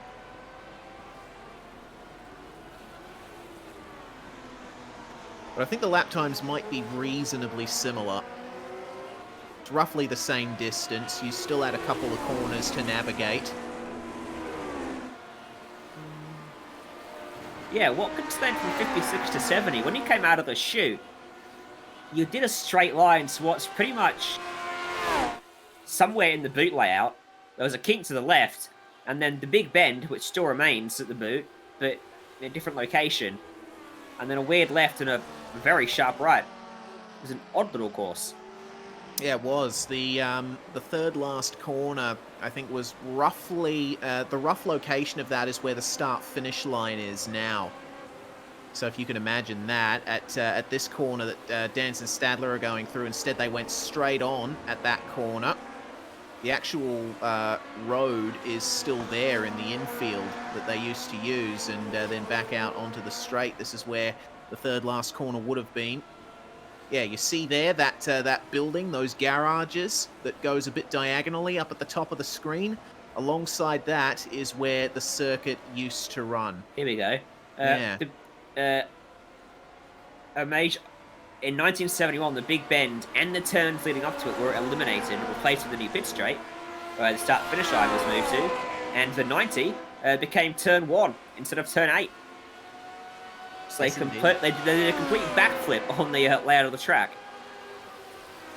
Yeah, it was quite a substantial change for the circuit at the time, and would have been the last fundamental change before they added the boot later on in the 1970s. I think it would have been the year after the front straight upgrades were completed, the boot was brought in for Watkins Glen. What was the bigger change, that to this, or the original public road course on asphalt, cobbles, concrete, wood, dirt, and steel to that? Easily. That was 10.6 kilometers long. Yeah, the current racetrack here at Watkins Glen was built because they weren't able to race at the old public road circuit anymore. In the early 1950s, there were proper public road races held around the Watkins Glen area, but it was incredibly dangerous. There was an accident where a few people were unfortunately killed, so that meant that they had to move to a purpose-built racetrack, and this was the location chosen for it. Yeah, racing in America took place largely on public road courses for a lot back then across the country, and then there was this big movement for safety or something, and they started building permanent racetracks, which is good. I'm glad street racing has been kept alive, though, albeit with a lot more safety implementation. It's my favourite stuff. I wish we saw more of it on iRacing. Yeah, street circuits are excellent now with the safety standards that you include and the changes made over the years. We already have Belle Isle, we have Long Beach as well as a test track. A couple more street circuits surely wouldn't go amiss. Duclos had a little bit of an incident there into the carousel, but he's managed to keep it going in P10. He's got the battle between Shane Bowen and Jonathan Bean up in front of him, though, so he's starting to gain a bit of an advantage here. Could Matthew Clout be on for a top 8? Potentially. He started this one from 14th, so he's definitely shown some good pace, and he's slowly working his way forward. Bowen and Bain right in front. Bain, of course, getting back by Shane Bowen. Bowen had completed that manoeuvre, hadn't he? And then I pondered whether he'd be able to pull away. Meanwhile, Harold Stadler has been reeled in by Cameron Dance. That gap has come down to 0.3 of a second. Or, it was 0.3 of a second when they last crossed the line. It's opened up to half a second on this lap. So, while we were taking a trip down History Road, Cameron Dance got his head down and started making some progress. And he's left Will Leslie behind. He's 3.7 seconds away. Yeah, Will Leslie has completely fallen off the back of that front-end battle. He's all on his own at the moment. So, the battle for the lead, this battle that you're looking at now, and the one between Dean Moll and Dwayne Burns are the closest battles out on track at the moment. Down into turn 1, these guys go for 8th on back. Equidistant at the apex. But there's a little more space here for the draft to really come into effect. We'll see how Jonathan Bean takes the S's this time around. He keeps it nice and smooth. Good exit as well. The early shift up into the top gear. Away he goes, and looks like Shane Bowen not far up enough to make the move, but in the draft range of Matt Cloet. So there might be a change for position 9 in the next couple of laps if Cloet keeps up this form, as Harold Stadler sets a new fastest lap. 106.5 is the time, and we're starting to get down to the kind of times that we saw in qualifying. Cameron Dance has also done his fastest lap of the race so far, so the top two absolutely motoring right now. Oh, hello. That's an issue. Jonathan Bain, slow coming out of the last corner. And losing 2 positions as well. So let's have a look at what happened here. It would have been down at the final corner, considering the pace he was at when we came to him. Now, did he get a little bit too... Oh, yeah. Bit of a slide as he came off the curb, and then the car just bucked the other way. Great avoiding action by the other two drivers. Shane Bowen would have seen this coming and known pretty much exactly what to do. There's the slide from Bean, and whoa, oh, that probably was a bit of a Hail Mary moment for Shane Bowen. He didn't quite know if Bean would slide up right into him. Interesting decision to go around the outside, but it worked out for both of them. And now, oh no, there's another problem there for Luke Critchley. Looks like Matt Cloud has managed to get through on Shane Bowen in the process of all of that, but for Luke Critchley, leading the sportsman standings in this race. In this race, at least. Well, he was. Is he still? After he is that? still. He is, and thank goodness for that, because that could have been a very difficult incident to pick apart. Big spin at the carousel, and once again, good avoiding action by Wayne Taylor. Oh, here we go. In 1970, so this is on the old layout with the... Taylor had a few issues of his own. Yeah. Goodness me. Whoa! Before the renovation, so this is the old weird layout. But still, a 1:03 from Jackie Ips in qualifying for 1970 US Grand Prix. Righto, and the cars would have had rudimentary wings at that point as well. That track was 2.35 miles long, so that was still that's 200 meters shorter than this layout. Yeah, right. So not that huge of a difference in terms of length, but in terms of the way you attack it, it's definitely changed over the years. It means that out of turn 1 into the S's, you have a bit more of a run, a bit more of a straight. So the entry to the S's, you've really got to take care on this modern layout. The Cup Series qualifying record's held by an Aussie, though, so that's good. Yep, Marcus Ambrose. Or as the Americans call him, Marcos Ambrose. Yeah, he had some good runs at Watkins Glen during his NASCAR career, did Marcos.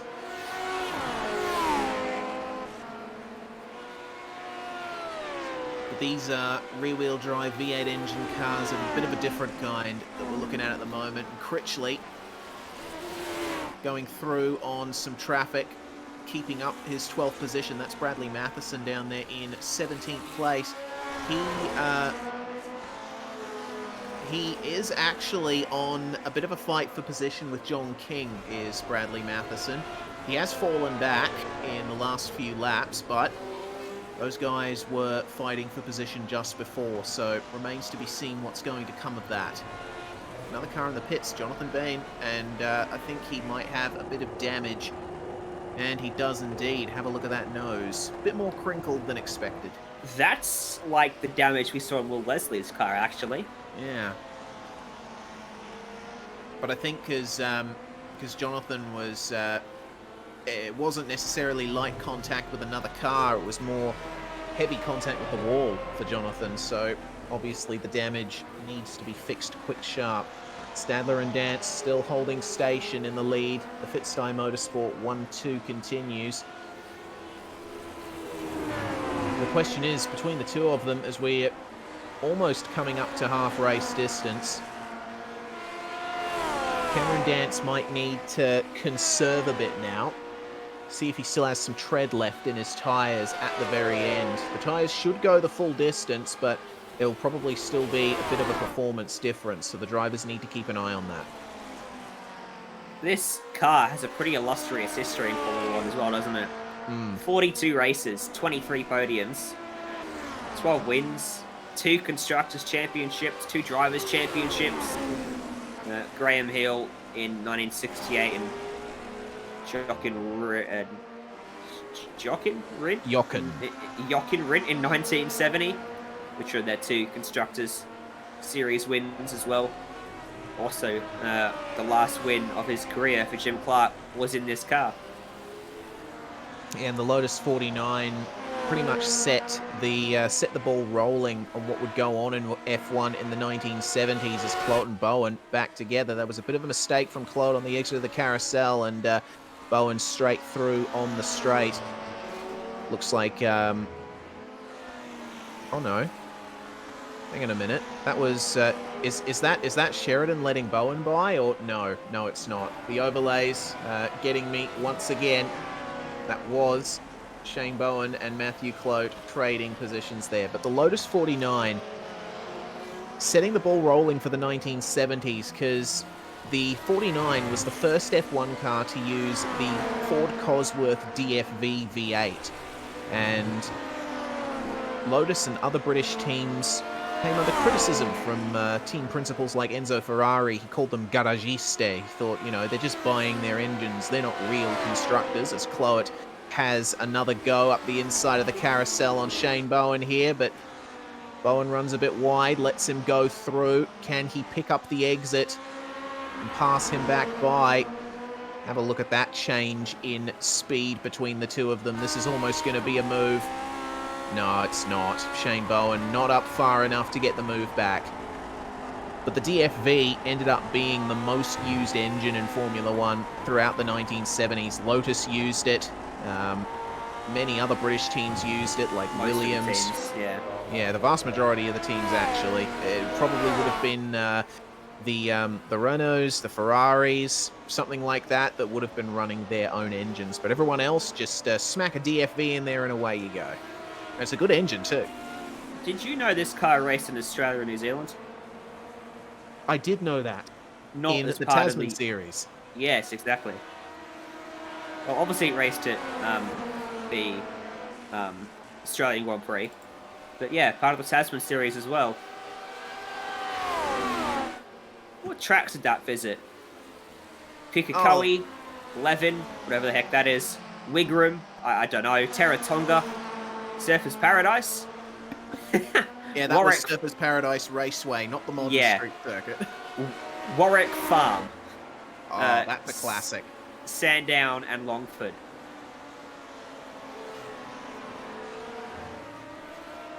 Yeah, Warwick Farm was at the horse racing track. It was an extra road circuit built, but there's a big fight going on track at the moment. This three-way fight. Clout, Bowen, and now it looks like creeping up onto the back of them, Martin Houston. That's not for position, though. Martin down in position 15. He is a lap down on these guys on the lead lap. But Clout and Bowen showing no signs of leaving each other alone, and if they keep up at the pace, they might catch up to Alexander Sheridan, but he's on his own at the moment, running 107.3s. As we take a look at a problem for Gavin Barber in the carousel. Just swings out on entry and not much recovering from that. Big tank slapper and into the wall. So Mr. Barber now is going to fall behind Jonathan Bean in the position stakes. That's what happened to him on board. Almost had it recovered, but then the weight shifted again and around he went.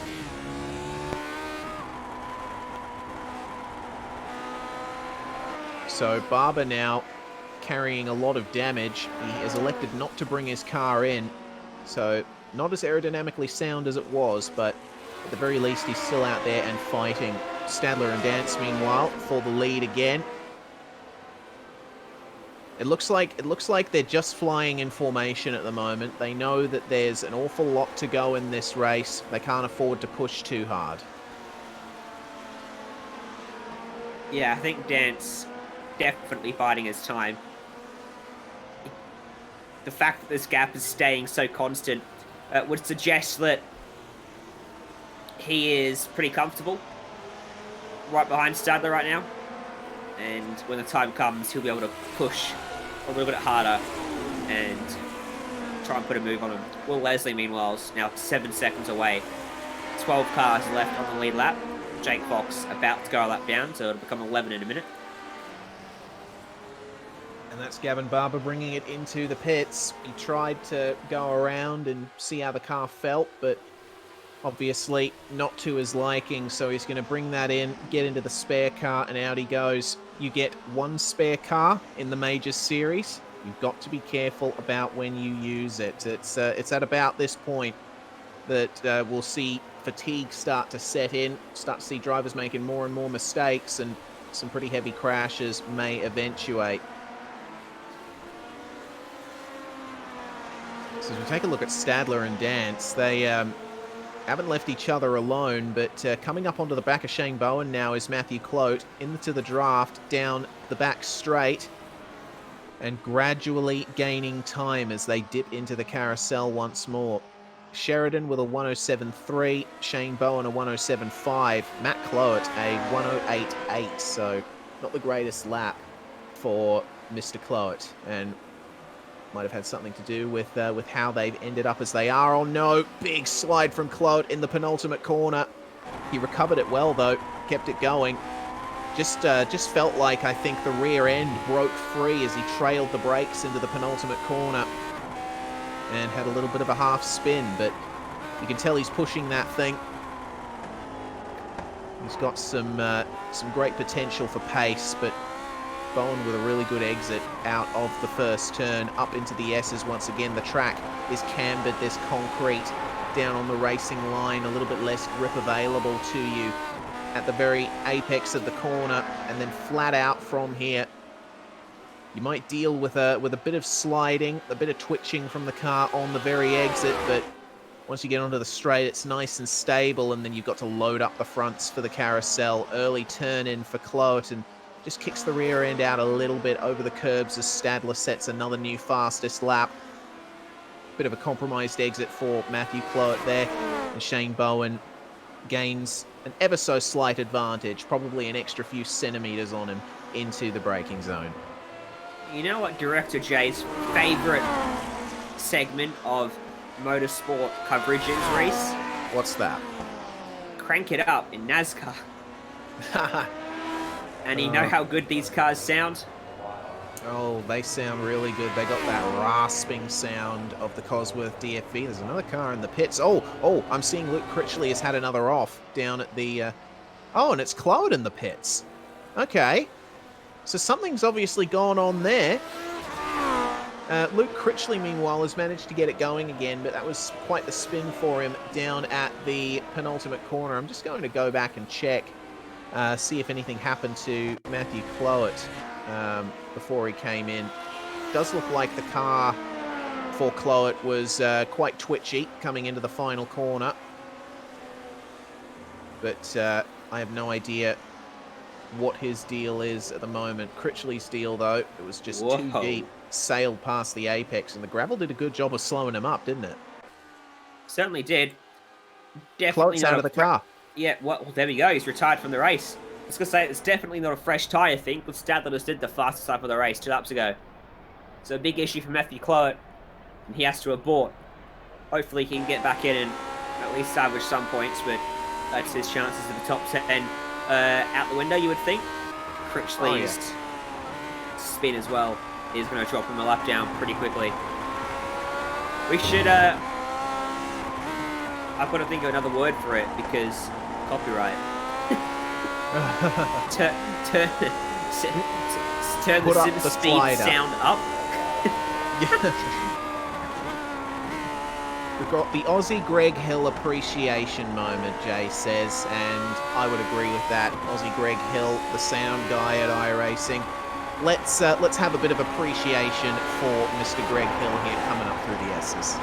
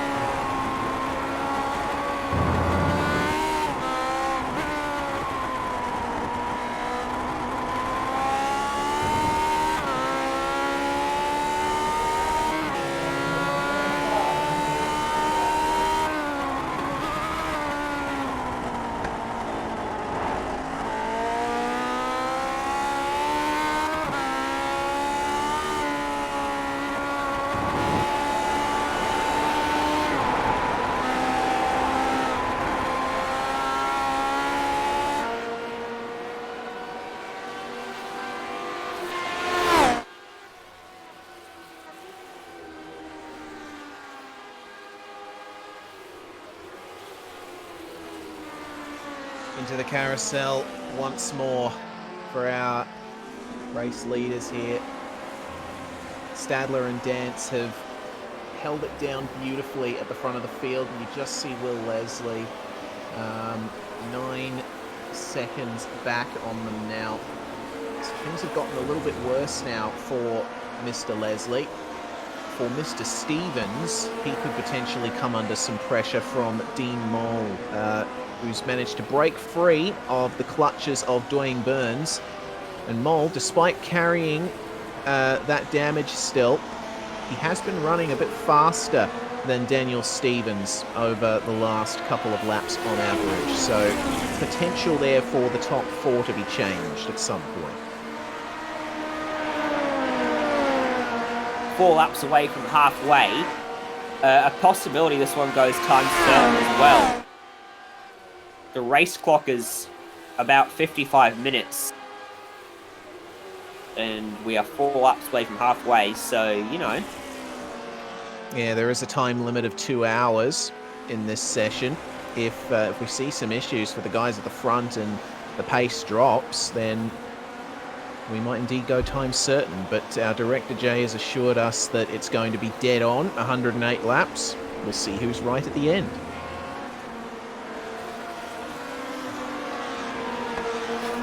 Jay's math says 119 minutes it should be the race length. And our old friend, the predictometer, says that we'll have 30 seconds to spare when the cars cross the line. So it's going to be pretty tight, Ryan, either way. Yeah. So, still a second now between Stadler and Dance. So that's opened up just a little bit. Stadler was 4 tenths quicker last lap. Luke Crishley is behind him on the track. He's 10th overall, a lap down, but he is still leading the sportsman race in this group. Then Will Leslie back there in 3rd is 10 seconds down on the race. Leaders in a land of his own with that damage to his nose, not showing any signs of being able to go forward, but not showing any signs of being caught by 4th place Daniel Stevens, who's 11 seconds behind him. Update on Matthew Clowett. It looks like it's a confirmed retirement for him. He is disconnected from the server, which is a big shame to see, because I reckon if Clowett had kept up the pace he had, depending on what happened, he might have been on for a top 5. But either way, that's the way the cookie crumbles. There's another fastest lap for Harold Stadler. We're now into the 1:06.4s on race pace. That'll probably fall again and again before the end of this one. Remember, the track started out at 40 degrees at the start of the session. It's now down to 35 and continuing to fall. So a little bit of extra time to be found every single lap.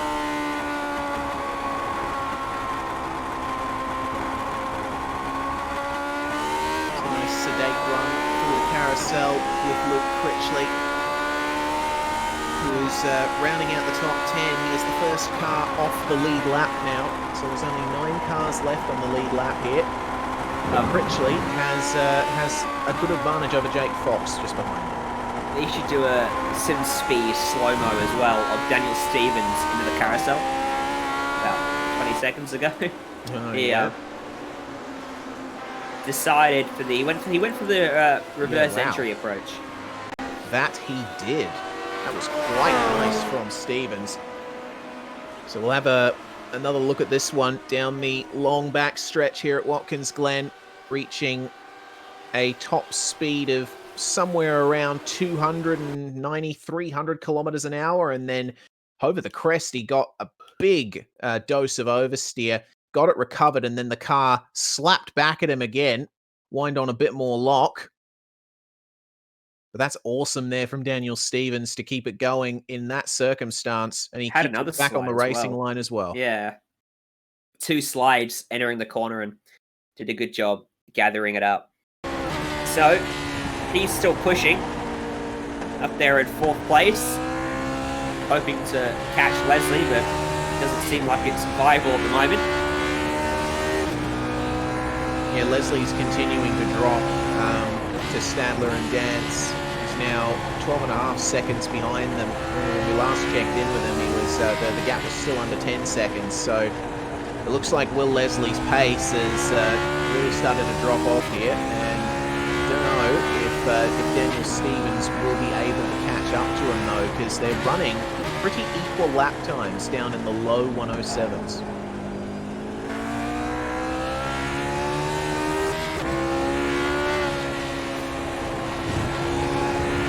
We are officially at half race distance, and my race clock says 1 hour and a minute have elapsed.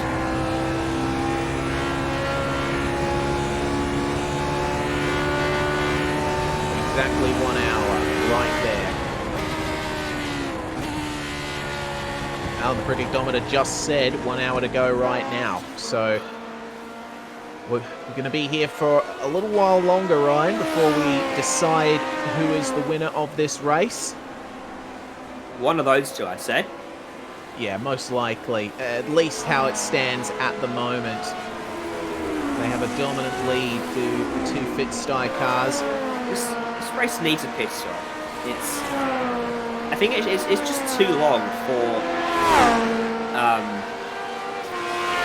one race. I mean, obviously these cars can go full fuel, but at 2 hours 10, I think it's just too long. It's not an endurance event, you know, with cars that are designed to run that long in. Well, you say that, but Formula One races in this era, and especially in the 1950s, could run up to 3 hours in length. True. Yeah, the modern standards of today, you know, have a couple of pit stops in there, have to use 2 compounds of tyres, race distance of over 300 kilometres. Those rules had not been instated at this time, so what you're seeing, this format, is what they'd be running back then, 108 laps with no stops. There's a reason those rules got implemented, I think.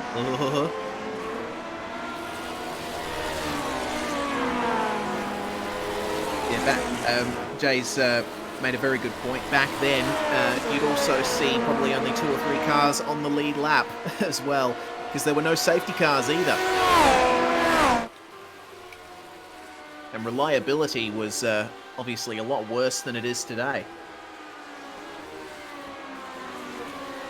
I mean, these days it's a given that you're going to see most of a Formula One field finish a Grand Prix, but back in the 1960s, through into the 1990s and the early 2000s, you'd have a lot of cars just go pop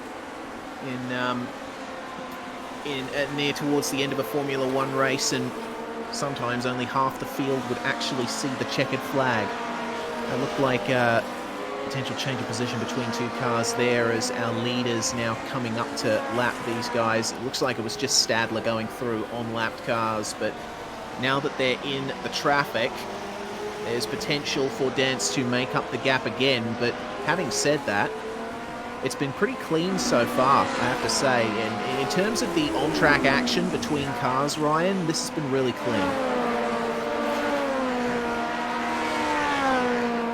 It certainly has. The 1968 US Grand Prix was won by 24 seconds by Jackie Stewart, who did not take pole. That went to Mario Andretti. Ah. It was won in the Ford, fortunately. Okay, showing your brand allegiance there.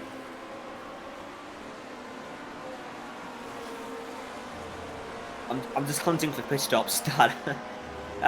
One site said there was no pit stops, but Andretti's Lotus was dragging bodywork, so he had to pit, which stopped just the tail of the field. But from what I can tell, there were no pit stops for actual pit stop's sake, just for damage and whatnot. Yep, 0 pit stops for pit stop's sake, because I mean this is also before the era of you know, real experimentation with tyre technology, tyre compounds, tyre treads as well. The slick tyres were used in Formula One for the first time in 1971, I believe.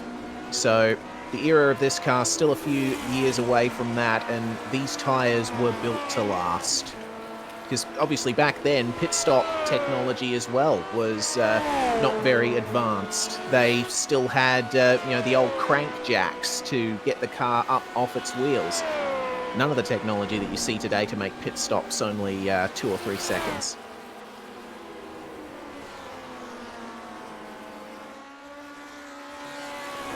Deacon Mole on Daniel Stevens. Last lap for Mole was a 106.6 and Daniel Stevens a 106.9. So 3/10 quicker as Harold Sandler does another purple lap at the front of the field. Down to the 106.3s. I wonder if we're going to see lap times in the 105s before we see the checkered flag.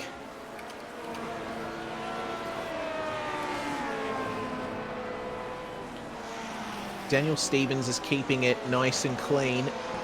Dean Mole still with that damage, but 3/10 quicker again on that lap. Obviously helped a little bit by the draft that he's getting here from Jonathan Bain, and it'll help him again down the back straight. Oh, tiny mistake from Mole though, running wide in the final corner, the S's. Thought for a second that he was going to get into the wall there, but into the draft he goes once again. A little bit of weaving from Jonathan Ben. I think he was probably under the impression that Mole would have had an optimum exit and jetted by him before they got to the corner.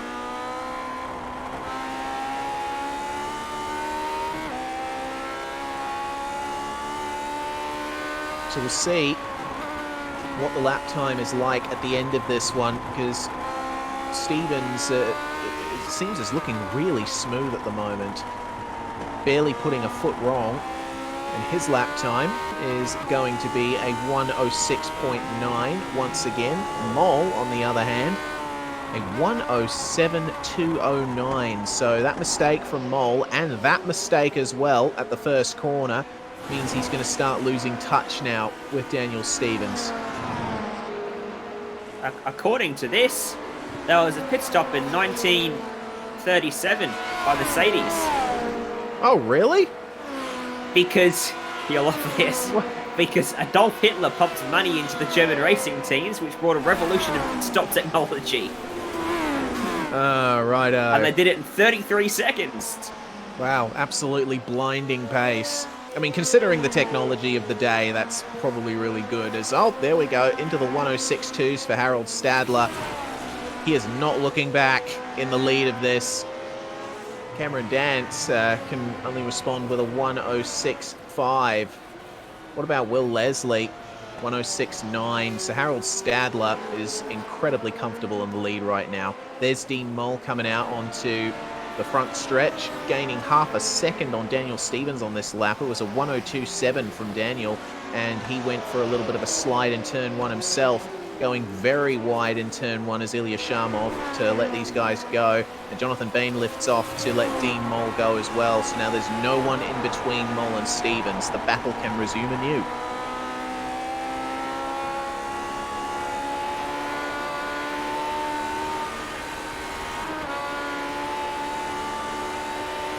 I'm feeling really lonely up here, Ryan.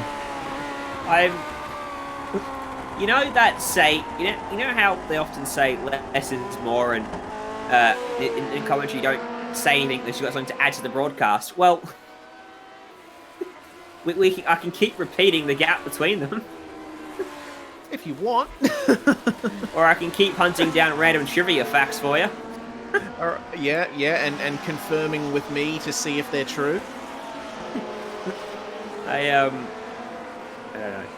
I abide by this race needed something more than just 108 laps flat out. Oh, this is the way it is.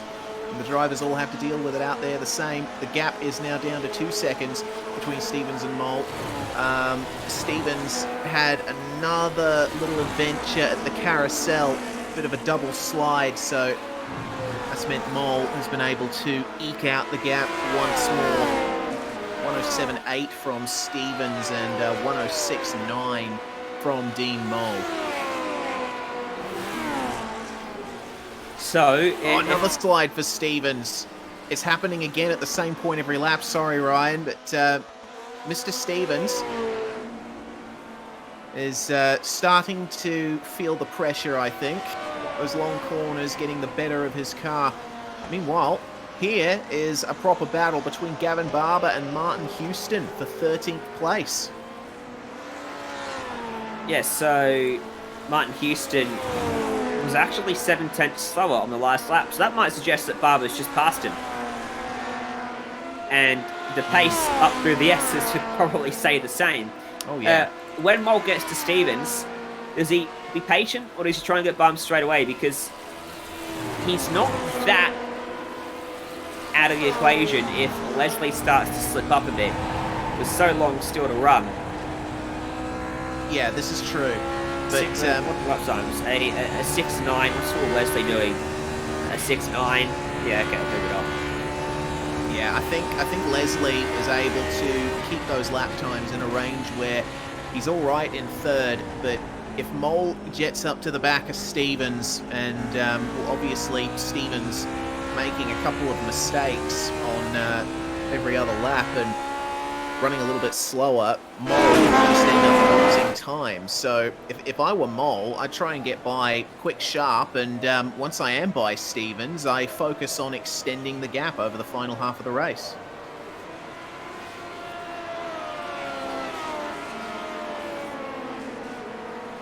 Up at the front? How did that happen? Up at the front. It became 6 seconds. Stephen Williams just had a crash at the carousel, by the way, right in front of our race leader. Oh my goodness, yeah. Looks like a fairly hefty amount of damage on that machine. Can barely keep it straight. Looks like he just went in too hard and smacked the tyre barrier, something chronic. Quick replay thanks to our mates at Modem. So Williams out of the S's, and you'll see once he gets up to the braking zone, it's almost like the pedal goes through to the floor. The car just keeps going straight, straight, straight. There was an attempt to turn it in, but not much Williams could do. So for him, in the Sportsman Championship, it's not going to be a good result for Stephen. He's still very slow as we stay on the replay. Something's happened here in the vicinity of Jonathan Bean. It looks like Jake Fox got out of the throttle here and letting cars go. What about Jonathan Bean on the other hand? Does he make it through? Yes, he does. So it was a change of position between those guys. Williams is still limping to the lane, by the way. Slowly, slowly. Yeah. There we go. I think you might have had another crash in the chute between the carousel and turn 6. I heard some suspicious sounding noises while I was alt-tabbed. So, yeah, Cameron Dance is now 6.9 seconds back, and Stadler's really just put that battle to bed, hasn't he? Yeah, with that lap that you saw up in the top right just before, 106.0 now is the fastest lap of the race, thanks to Harold Stadler. And I mean, he seems to just really enjoy these kinds of machines. Something about these low grip cars that brings out the best in Harold Stadler. The gap now 2.8 between Stevens and Mole, down to 2.6 again. It's just fluctuating a bit lap on lap because, you know, these guys can make a little mistake in the middle of the lap and it can just build and build and build until you've lost nearly half a second. Stevens' last lap was still in the 106s, but Mole's last lap a 107.1. A big disparity in the lap times there, isn't it? So, in terms of who's still got left running in this race, Williams is down on pit road, and I feel like he might have already used his spare car because he's still stationary in his pit box. Ilya Shamov has managed to keep going. He's 14 laps down, but Matthew Cloet, Phil Otto, Pierre Cousin, and Fraser Ross are all retirements from this one. Sorry, no, Phil Otto's still going. He's 21 laps down. So he's just overtaken Matthew Cloet with that. All right. Otto now up into 19th place, and Sticking with it. yeah, and good job too, because it is a long race. If there's another couple of retirements before the end of this one, then he can make up that gap and gain a couple extra positions otherwise as well. So, back on board with Dean Moll, a clear track ahead of him. The gap to Daniel Stevens still hovering around 2.5 seconds. So now Moll just needs to focus on hitting his marks right every corner, every lap, and hoping that that Stevens can make a couple more mistakes, bring him up to a potential top 4. Moll's last round at Lucas Oil Raceway in the Silver Crown did very well on that one, finishing on the podium in the final race of the night. So if he can get a top 4, or even if he stays in the top 5, it's going to be another good round for him. Yeah, certainly will. That Legends Championship, Harold Stadler looking really strong, isn't he, as well? 8 seconds clear now. So while he keeps doing purple after purple, Dance has just not really got that last little bit, does he? Despite being on the pole, it would seem that over the course of the race, he's starting to fade away. And maybe that's just fatigue setting in. He can't keep his mind as focused as he would maybe want. That's how the Legends Championship looks heading into today, and you can see, based off that, how much Stevens will be on the back foot, finishing 4th, while Sadler wins, maybe. Yeah, that's going to be another big disparity of points between them, and with only a few rounds to go after this one, Stevens is going to hope that that Stadler retires or finishes down the order while he potentially gets a top 5, but it's going to be close for the over 50s in this championship.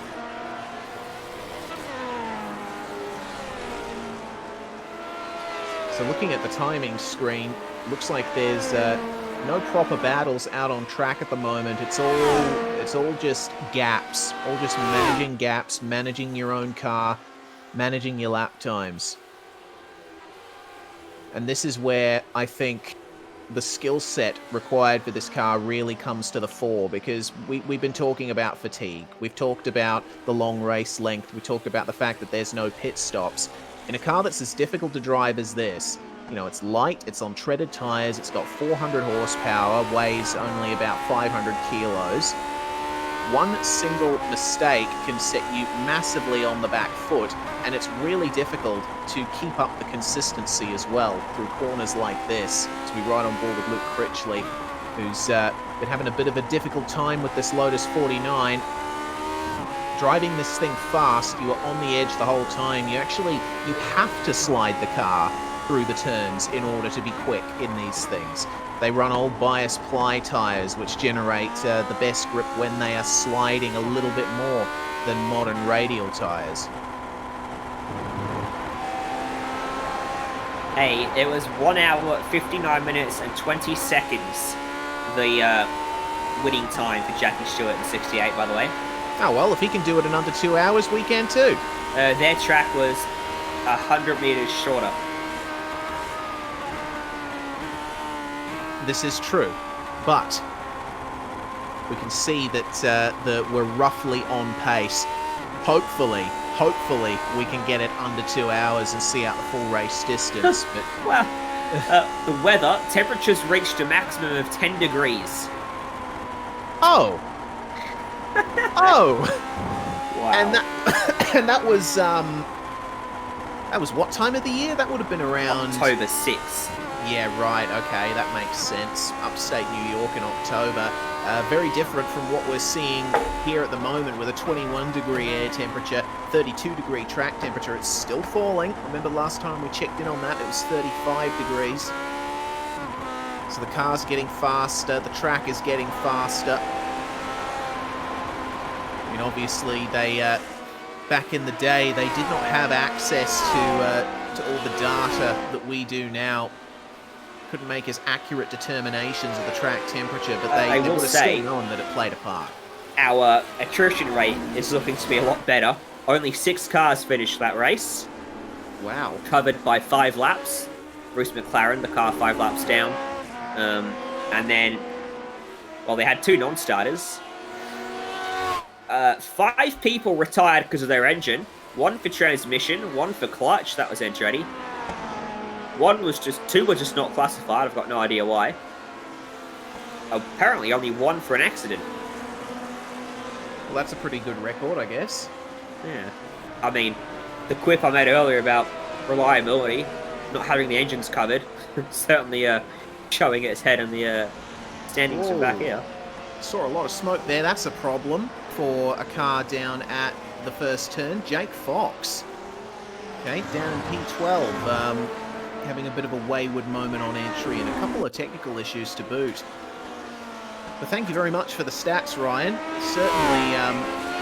Certainly helping us to gain a deeper understanding of what's going on here. What happened to Jake Fox? Just catching the grass in the braking zone right across the runoff area in turn 1, and good avoiding action once again by the 2 cars coming through, one of which was Luke Critchley. We'll see what happened from on board his perspective. This was for position, by the way. Luke Critchley was closing in on Jake Fox before this happened, and there was the mistake, and yeah, Critchley just delaying the turn in a little bit to get on by, and he's back up now into position 11.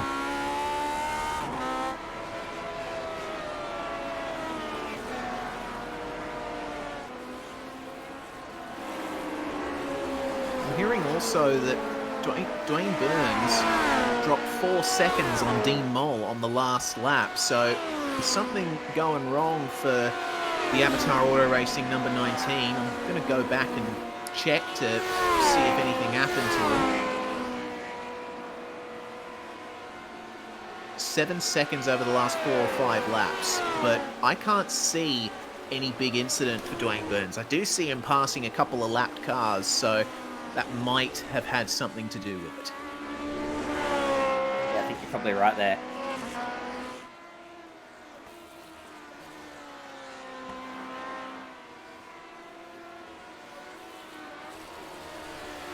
Well, Daniel Stevens and Dean Moll got no cars between them meanwhile. Stevens down into the first corner, keeping it as smooth as he can. A 106.6 for Daniel, another 106.6 for Dean Moll. So matching each other nicely for lap times. It's going to be an interesting top 4 battle in these last 40 or so laps. As Moll... oh, sorry, that's Jonathan Bean there, making his way past Martin Houston. Of course, that's not for position. They're a couple of laps apart. I think I've said this before, old school gear on old school cars on iRacing. The only thing that's missing is, over the course of the race, while they're wearing goggles, they are. They are. Never mind, it wouldn't matter. If we had the drivers taking off their helmets and masks after the race, you would expect them to be covered in absolute black grease and stuff, as you saw images from drivers back in the day. Because obviously, back then they're so exposed, aren't they? Sitting in the cockpit. They're more tucked away nowadays, aren't they? Yeah, much more tucked away. Plus, they actually have a full face helmet. Yeah, they don't have any part of their skin exposed to the elements, unlike these guys.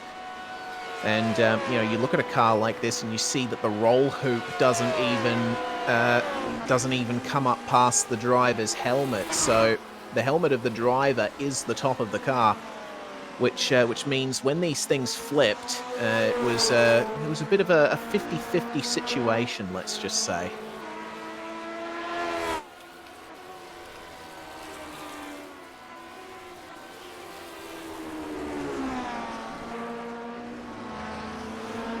So, lap 76, it's a 9-second advantage for Harold Stadler, 25 seconds to Leslie, 35 to Stevens.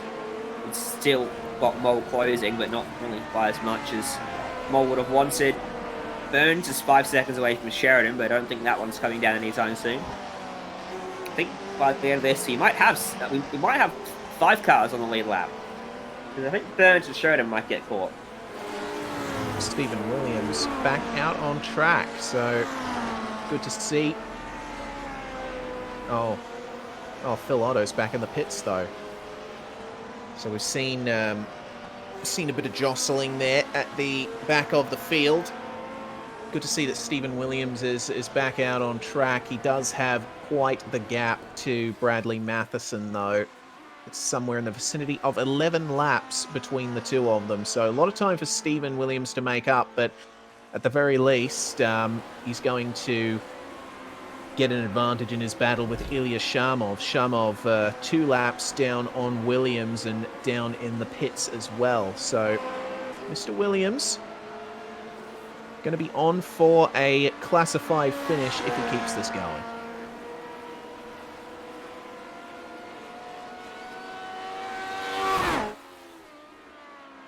For Phil Otto with a much cleaner looking car now. I remember looking at it further towards the start and seeing the inner workings of the nose bared to the world, but now he's got some bodywork back on that thing. We'll see what kind of times he can put down. There's Bradley Matheson, the car up ahead of Williams for position, just letting them go at the first turn. Our leader, Harold Stadler, just behind him, and there is the visual gap to Cameron Dance. Stadler has 100%ed just about every lap here, and Dance just not able to respond. Will Leslie, the championship leader, in position number 3. Of course, if he keeps this up, he's going to finish behind Dance in this race, but that's just going to mean that the points gap between them will be reduced. There won't be any change of position between them. Leslie will still be on top if the race finishes as it is now. Daniel Stevens up there in P4, but the gap to Dean Mole behind is continuing to wibble and wobble. Completing the top 5, those guys, with Dwayne Burns in position 6, and behind him, Alexander Sheridan, not that far between the two of them. Those are the last cars on the lead lap. Next car behind them is Shane Bowen in position 8, just coming up to the last corner. He's the first car a lap down. The battle between himself and Wayne Taylor is looking like it's going to heat up, because right there is Taylor, only 1 and a bit seconds. We'll see what happens between the two of them.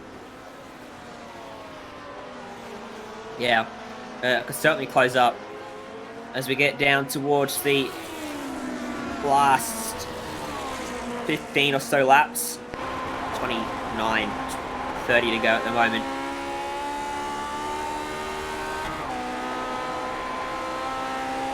Just insert Jaws music here. Yeah. Bowen and Taylor, you see already there's been 3 or 4 tenths taken out of Bowen by Taylor, so Wayne's on a bit of a charge here. Bowen, of course, having a couple of spins and offs of his own. But Bowen's fastest lap is not that bad, a 106.866. Wayne Taylor's fastest lap is 2 tenths quicker, so Taylor can string a lap together. He's certainly faster than Bowen, but there's an awful lot of other elements that come into play in a race situation. The track, the weather, other cars around you. It looks like the gap is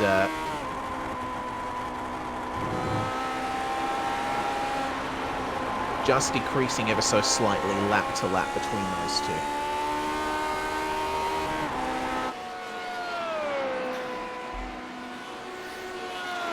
No reliability issues in this one. Not for the cars, but potentially at home hardware. You would imagine they'd be able to withstand a couple hours, designed to last so many more than that. But those engine issues and suspension and clutch dramas won't be a factor as we get closer to the end, like it was in real life. Now, what I've noticed in these cars is a shadow that haunts them around the racetrack. I can see it mostly down the main straight, but it sits off to the right of the car by about a meter down the main straight. Now it's on the left-hand side of the car. Yeah, just see the little speck there. I think that might be the driver's helmet. Wrong side, Jay, Jay. that's the sun. Wrong side, Jay. Jay, Okay, so the sun is coming from that direction. He's showing That's the us. sun. None of us have seen it in the last 7 months. And because he's going around the corner, that shadow is now moved over to the other side of the car again. So you're going to have Physics, to change Jay. the camera again. Look up, look up. Not that one, not that one, Jay. Look, Look up. Look up. There it is. There it is. There it is. Righto. Disappeared behind a tire. Nope, it's on the tire. Is this what a cat feels like when it's chasing light? I think so. I've just got so much energy in me. Like, goodness me, I want to jump around. Slap my paws on the screen. I can't believe we spent over a minute. And in debate with our director as well. That's oh my goodness. Okay, he says he was trying to work out what direction the sun was coming from to get the shadow right. Okay. Yeah, and now he can't unsee that shadow, and we can't unsee it. You can't unsee it. At least until iRacing patches it. Everyone sign a petition. Fix the weird shadow on the Lotus 49. It's only been in the service for 20 years.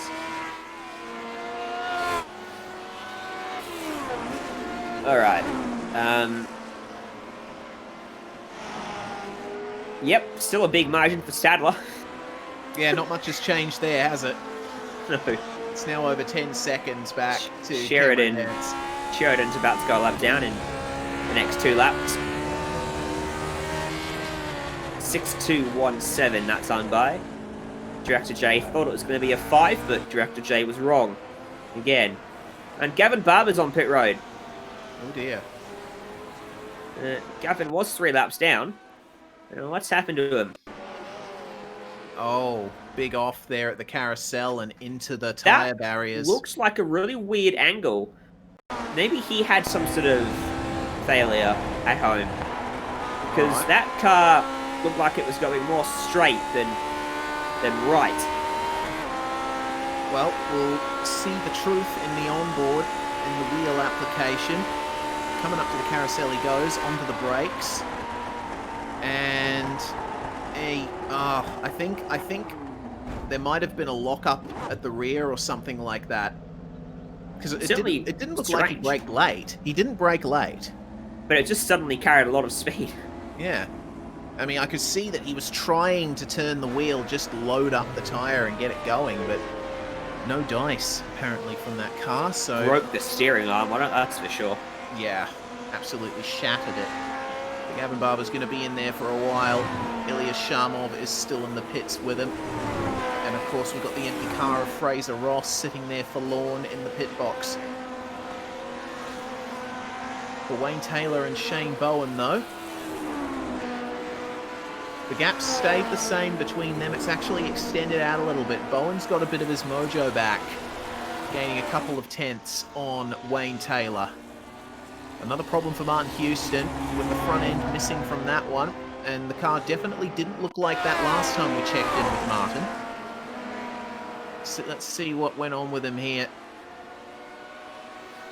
Looks like another problem at the carousel. Let's see what happened. Onto the brakes, over the crest. Yeah, the car just went airborne and locked the wheels, and at that point, you're just going straight.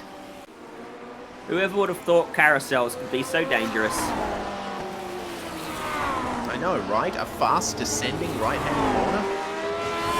What could be dangerous about that?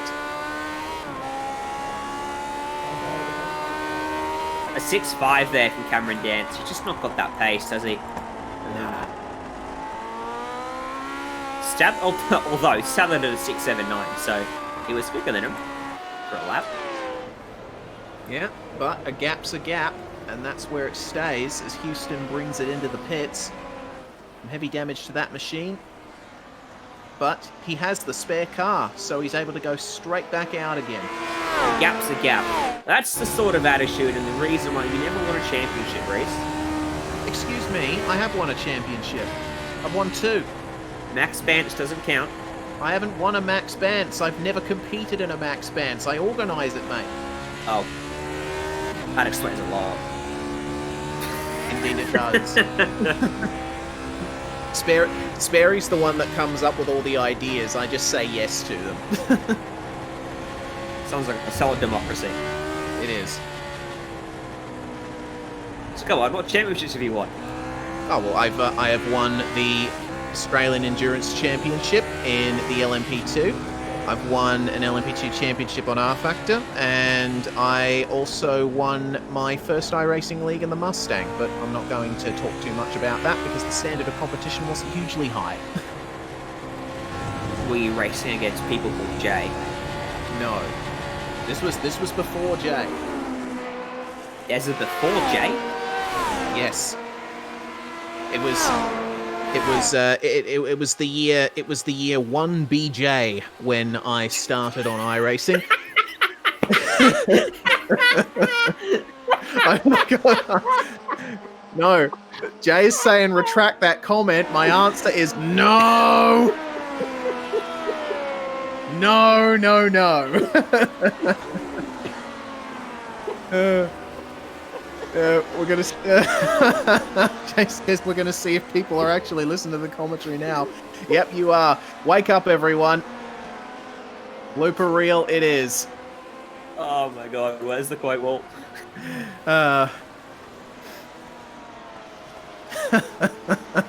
Christ. Okay, our director's lost it, which means we're probably just going to stay on this same camera angle for the rest of the broadcast now. Mr. Taylor chasing Mr. Bowen up through the S's once again. Gap under a second now between these guys, so either Bowen's made a mistake or Taylor has gotten a great deal of pace out of that thing. Going to check the lap times. 106.9 for Bowen, 107.1 for Taylor, so okay, obviously happened a lap or so before this point.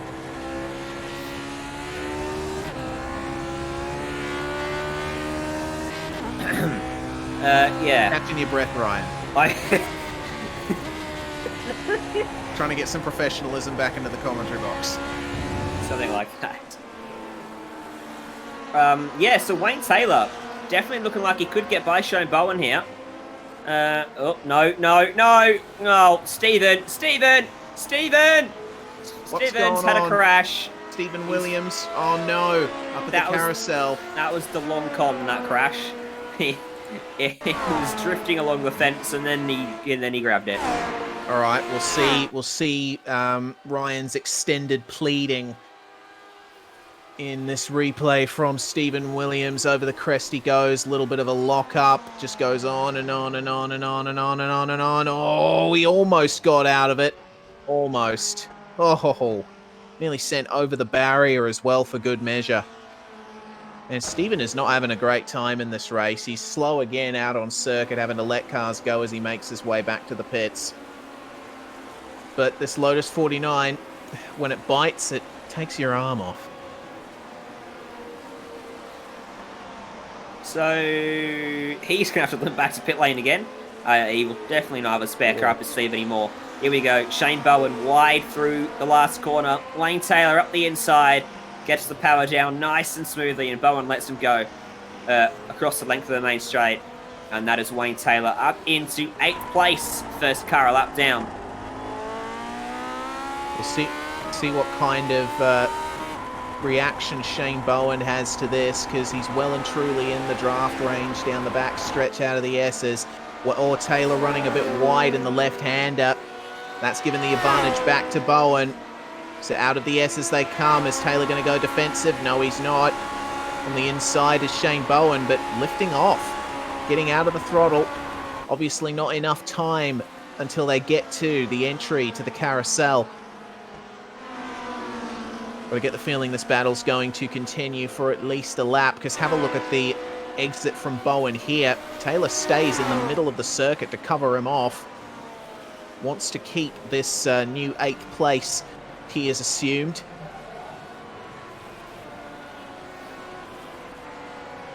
Nice and smooth into the final corner as well. So it looks like Bowen's throttle application is where he has the advantage, but the straights aren't really long enough for him to take advantage. Either that, or he needs to increase the gap to Taylor so he can get a slingshot.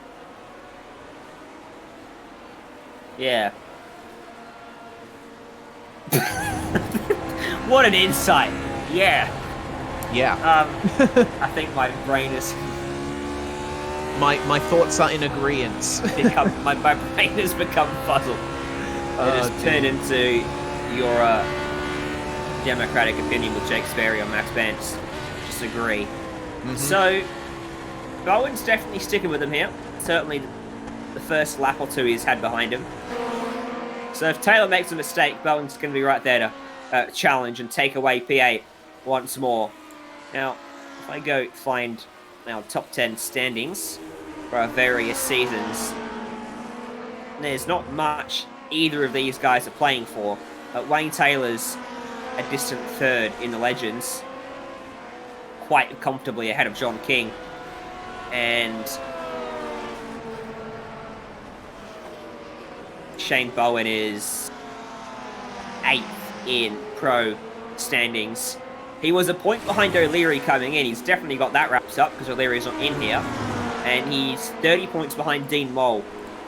But Dean Mole's ahead of him on the racetrack, so there's not much of a championship incentive in this battle. No, but there's plenty of incentive to have fun down the straight. There's pride as well. Absolutely. Pride is big, especially when you're racing in these retro machines. A bit harder into the carousel for Shane Bowen, and he leaves it to the very end to bring it into the inside. Have a look at the throttle application again, up into the next gear, and he has the advantage over Taylor again down the straight, but lifts off. Yeah, getting up alongside into this penultimate corner, it is tempting, and we have seen passes being made there, but it's definitely not easy. Much better off waiting for another opportunity at a heavier braking zone like this one down here at turn 1, or the one into the carousel. I like watching the suspension work on these cars from this shot. It's pretty cool. Oh yeah. Moving up and down. Oh no! No! Okay, that came out of nowhere. Wayne Taylor. That is. Righto. That's an incident that's happened a couple times in NASCAR. There, where you end up on the grass, but normally it's exiting the corner that results in hitting the wall there. Not an issue in a straight line into the grass. So, Bowen gets his position back, and this is how it happens. So Taylor exits the corner, but then gets back onto the grass on the turn-in point and straight into the wall. That was strange. That was strange. I don't know if that had something to do with a hardware glitch or something like that, but there's definitely no... Yes, his steering wheel locked. Because if you watch the cockpit, you see that snap back to the right. Yep. His wheel had locked left. Wow. Or rather, it wasn't getting an input. Yeah, righto. So hardware problems. Hardware problems for Wayne Taylor. Stopped receiving an input, and Armco Fence was ready with open arms. Well, that's a big shame for Wayne, but to my knowledge, he has not taken his spare car yet. So once the tow time is over, he should be able to get straight back out onto the circuit. Only problem is he's probably going to be fighting with the likes of Jonathan Bean, Luke Critchley, Jake Fox, those kinds of drivers. Which is a big shame for Wayne after getting up there into 7th position. Luke Critchley there, back into the 10th position. And it's going to be a change between him and Wayne Taylor there as a result. Dwayne Burns, though, starting to come under a little pressure from Alexander Sheridan. The gap's under 3 seconds between those two guys. 107.2 from Dwayne Burns. Alexander Sheridan a 106.8, and Mr. Burns is about to get himself passed by Harold Stadler, our race leader. So both of these guys now going to go a lap down, but still fighting for position. Got a bit of extra fun here because Martin Houston cruising along in the number 88. They have to divert to go around him, but no harm, no foul as Houston lifts off to let them go.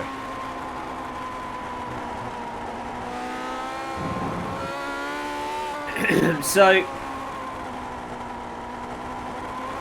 where are we? Looking at Ryan Burns, yeah, of course. I couldn't see him on the leaderboard for some reason. I couldn't see him on the leaderboard for some reason. I looked up, I was like, where is he? Oh, uh-oh. Hello, John King. Down at the carousel in another car with trouble too. Chamov, you saw that telltale smoke, wouldn't you? In the foreground of our shot. Probably spun trying to avoid John King, I would guess. Whether that or they've come into blows down at that corner. I see what's happened. It was contact with Cameron Dance. Damn it, Cameron. Oh, Cameron's now under pressure from Leslie. Yeah. 31 back he is. Yeah, Dance and King made contact down here. Come and have a he's look. out. Dance is now in the pits and out.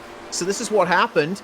John King comes on in. Cameron Dance suffers an issue in front of him and goes wide. He's going to come back onto the track, but King's recovering from a slide himself. They make contact, and both of them get straight to the wall. So that smoke was actually... That was Cameron. Yeah, Dance's engine. Now, how did Shamov become involved in this? I think Shamov might have been an innocent bystander. Did he have his own incident earlier in the corner and just happened to be at the same time? I think... maybe, I'm not that sure. That entry for Dance was bizarre, and it started all of that. So that gives up second place, and Harold Stadler can afford to let his kid drive, probably. Yeah, most likely. Harold Stadler now with 35-second lead over Will Leslie. Cameron is... out of his first car into his spare car. Yeah, and into 5th place, and he's going to start piling the pressure on Dean Mole now. We'll see if Cam can make his way back into a top 5 position before the end of this one. But he's rapidly running out of time. They're only going to have 12 laps to go when they cross the line next.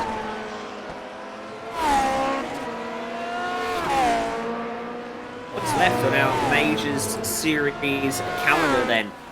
Because we are at the closing point of the season, and next up we will be exchanging a retro combo for a iconic combo, the Bathurst 500. Well, the Bathurst in the supercar, 500 miles, because no one wants to do 161 laps by themselves. So 81 laps it'll be, and then we finish off the season at Auto Club for the California 500 in the IndyCar, 250 laps around there. That'll be a pretty wild event, because that'll be wide open in those cars. Absolutely. And the racing at Auto Club in iRacing has always turned it up. Really looking forward to that final round of the season. So only 2 rounds to go. Hello indeed. Goodness me, that's Ilya Shamov. Oh, he was trying to let Cam go, but Cam wanted to go up the inside into the last corner. That's an extra second or so, I think, lost for Cameron Dance, but there's not much that can be done in that section of the track. It's only a short bit of straight and not much time to assess where you're going to be.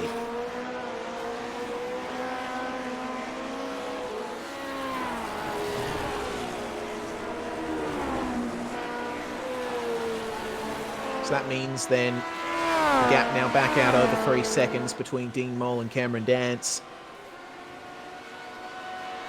And in terms of Mole and Stevens, I think that battle is dead because Daniel Stevens is now lapping in the low 106s. He's gotten something out of that car, set his fastest lap on lap 93 or 106.299, and Stevens' last lap 106.36.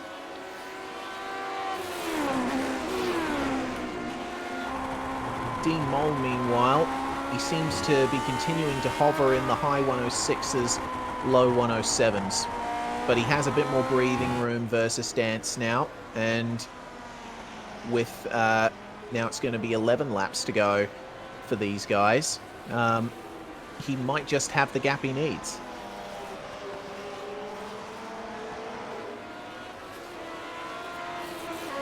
I think Cameron Dance will be looking pretty good at 4th here because Well, do they get given fresh tyres with their spare car? I would presume they do. But I'm not sure, actually. I think if it's a fast repair, then you'll only get the damage repaired and not get the tyres checked. But new tyres, I don't think, are worth that much in this car, considering how long they last.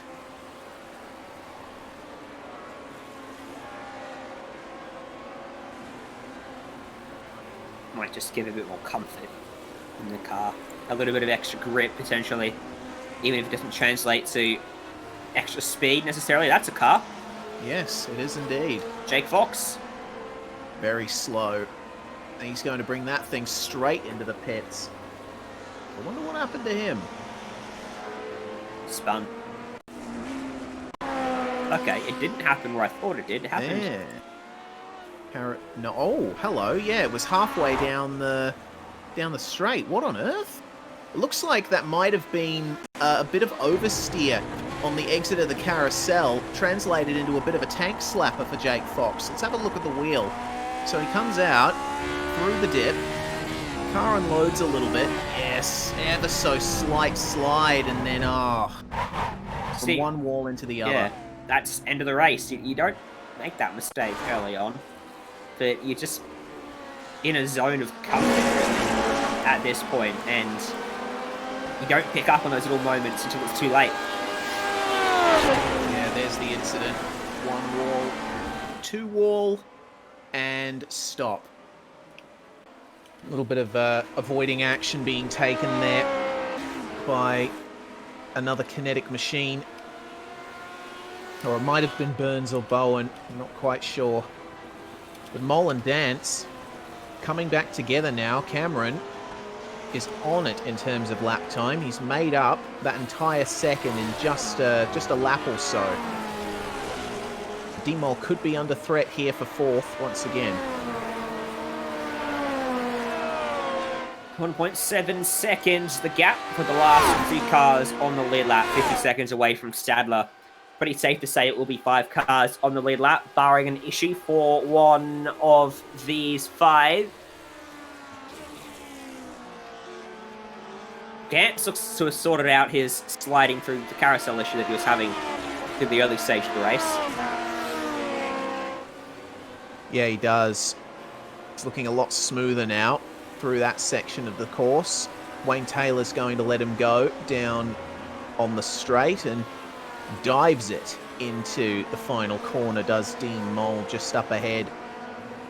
We'll compare lap times once more. See what these guys are doing. Mole across the line. It's going to be a 107.0 with a 106.3 for Cameron Dance. I mean, there's really no comparison. Damn, I thought we are on board with Dance. The avatar looks like Cameron Dance. Go back. Yeah. Oh, it does. It does look like Cam. Oh my goodness. There's Dean Moles. Yeah. I don't know if that's what Dean Mole looks like. Daniel Stevens. Well, doesn't have big enough arms. Probably missing a little bit of stubble as well.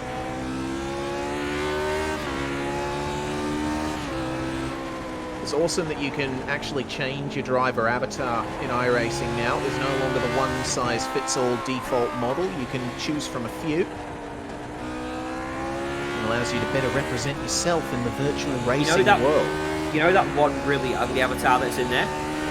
Because they actually used a few real-life people as models. Well, that one's Jay. Oh. Yeah, the ugly one, eh? Yeah, okay. Nice little iRacing tidbit there. Under a second now between Mole and Dance. Look at the steering input across the top of the S's. That can't be good for the tyres. There's got how many laps to go and the tyres last the full 108? It doesn't mean a thing. True. Overheat them potentially. He's already got damage on his nose again. Well, he's pushing. I think that might be damage actually probably carried over, because we do know that the fast repair doesn't always repair everything. It What? might have just... Well, yeah, it doesn't. Sometimes there's a couple of things that are left slightly damaged, like bodywork and things that are just incidental to the car. You've just ruined my life. You're welcome. 6 laps to go for these guys. And Dance is pressuring Mole hard once again. Beautiful line through the S's. He tucks it in early. Gets back on the throttle again over the rise. Just avoiding the wall on the exit, and now well and truly in the draft. So does Mole have any response for this? Is he going to go defensive? Cam's going to have a look up the inside. He's going to stick it in there. Mole gives him the room. Bit of an early turn in there for Dance, and runs wide in the middle of the corner. Slight slide. That's going to keep him behind Mole just for now. But it's looking like this move is a matter of when, not if. Up the inside again for Dance. Has another look at Mole. Mole turns in late again, gives him the room, but Dance doesn't take it. Oh, and a little bit wide for Mole on the entry into the final turn. This could translate into a move into turn 1 for Dance. He does have the gain. They're going to be side by side almost across the line. Into the braking zone for turn 1 they go. And this could be for third. Can D-Mole keep the momentum up around the outside? No, he cannot. Cameron Dance stabs on the throttle and retakes 4th position. 6 seconds away. 8 seconds away from 3rd place, Daniel Stevens. He won't get there with 4.5 laps left to go. There is Harold Stadler up at the front of the field. 36-second advantage over Will Leslie. And his car seemed to come alive right about lap 50 onwards. That it did, and I think this is one of the best drives I've ever seen from Harold Stadler. He doesn't have a single chip on that car. Nothing wrong with it, no contact, nothing.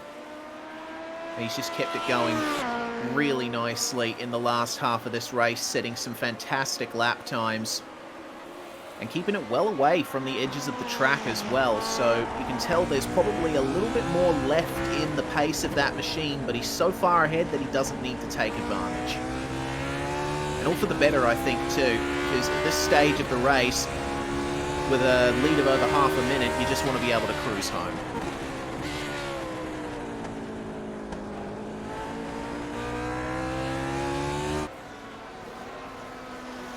At what point does a 36-second margin become comfortable? Well, how long is a piece of string? Is there ever such a thing as a comfortable margin in this car, our director says. I don't really have an answer for that question. A piece of string is the distance between one end and the other end. Oh, how informative. Thank you very much, Ryan. That was a genuine question from me, and now I know the answer. I can retire from sim commentary now. See ya.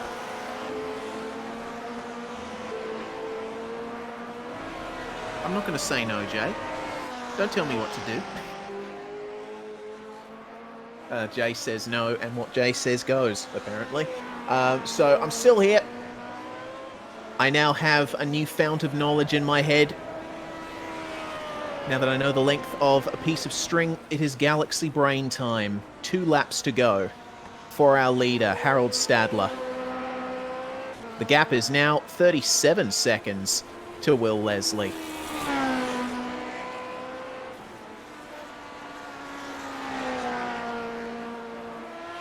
Okay, Jay's just fed us a piece of information, Ryan. Do you want to relate that? Nope. Okay, I will then. Apparently, on Stadler's current pace, the race time is going to be 2 hours and 2 seconds. So, we are actually pretty much on track for keeping it within the time limit. Depends if Stadler wants to drive a second slower. Well, Quicker. yeah, I was going to say a second slower. No, that's not going to work. But he would need to do a 205 or a 105 rather, in order to gain the respect of us here at SimSpeed, but it's the final lap. Can Harold Stadler gain on the magnificent pace he's been showing all throughout this race and give us a 1 minute 5-second lap on the final lap? I don't know if that's at the forefront of his mind at the moment. It's just a case of completing these final 4 kilometers of the circuit, and he'll be away with a win. This is going to massively help him in the Legends Championship battle with Daniel Stevens, but I don't think Stevens is going to be unhappy with how this race has gone for him. Thanks to Cameron Dance's incident, he now sits in 3rd. So it's going to be a double podium for the top 2 in our Legends Championship standings. And Will Leslie has done very well too to hold on for 2nd place. He did fall off Dance and Stadler towards the start, but kept it going, and he's going to get a podium for his troubles. But for Harold Stadler, around the final corner he goes. The Legends Championship leader is going to take victory here at Watkins Glen in the Lotus 49. A brilliant measured drive from Harold. He showed his pace in qualifying, and once we got past the lap 50 point, there was no looking back for him. Supreme. Great drive indeed, and a very well-deserved victory for him. We have to wait a while for 2nd place to come across the line. Will Leslie. 2 hours and 6 seconds, the official race time. There's Will Leslie about to come across the line. Through the final corner, it's going to be P2 for Leslie, right where he started. And this is going to help him out in his fight with Cameron Dance for the Pro Championship. Daniel Stevens completes the podium. Excellent drive. And Cameron Dance, well, it could have been a P2 for him, but were it not for mistakes and the incident earlier on, he has to settle for 4th. And Dean Mole completing the top 5, which he should surely be happy with. Everyone else has crossed the line then. Here's your full results at the end of 108 laps at Watkins Glen. Yeah, goodness me. And have a look at that winning margin. 37.5 seconds from Harold Stadler to Will Leslie, with Stevens, Dance and Mole completing the top 5. And they were the last cars on the lead lap. Burns and Sheridan 6th and 7th, with Bowen, Ben and Critchley rounding out the top 10. Luke Critchley doing very well despite his multiple incidents through the race to come home for 10th after starting 15th. Wayne Taylor picks up 11th ahead of Jake Fox in 12th, Martin Houston 13th, Bradley Matherton 14th, and Kevin Barber 15th, 12 laps down. John King 16th, Phil Otto, Ilya Shamov, Stephen Williams, Matthew Clough at your top 20. And the last 2 cars were Pierre Cousin and Fraser Ross, both retiring from this one. Fraser Ross, unfortunately, not even able to make it into the first 5 laps after qualifying in the top 10. Well, there we go. That is that for the race, but driver interviews are coming up right now. First off is our 3rd place man, Daniel Stevens. G'day, Dan, and congratulations on the podium. Cameron Dance's incident further up ahead in the dying laps was what helped you out with that one, but still, running in the middle of the top 10 for a lot of the race, it was a good drive. Yeah, I was a bit surprised when I saw Cam in the pits when I drove past, and I actually asked the boys, what had happened, but they couldn't tell me. So I figured obviously either fuel or an incident.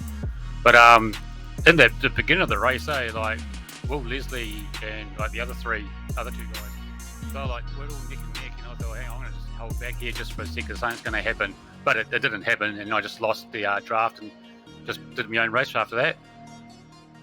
That you did, and it was almost a battle between yourself and Dean Mole in the 3rd quarter or around that time, but he just fell off the back of you once again. These cars, incredibly hard to keep up consistent pace, especially around a track like this. They are very, very unpredictable. Like, you can do a perfect lap, and then the next lap is nowhere near what you just did before. Your braking points sometimes change, and the car just handles so different. Crazy car, but absolutely love it, eh?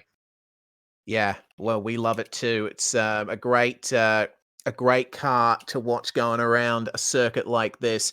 But of course, your fight with Harold Stadler in the Legends Championship, You're still going to be second in that title fight, but this is a great points haul. It keeps the gap from extending a bit too far to Harold.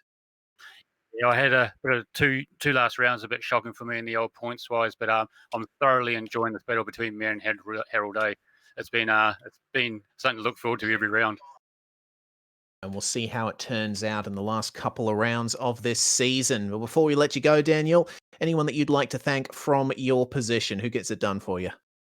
Yeah, mate. So we've got WP Concretine, Snap-on Tools, Blacktown, Aussie Signs and Designs, Andrews Crane Hire, Virtual Car Art, Little Techers Boutique, Vessel Racing Team, Geary Motorsports, and HPX Industries.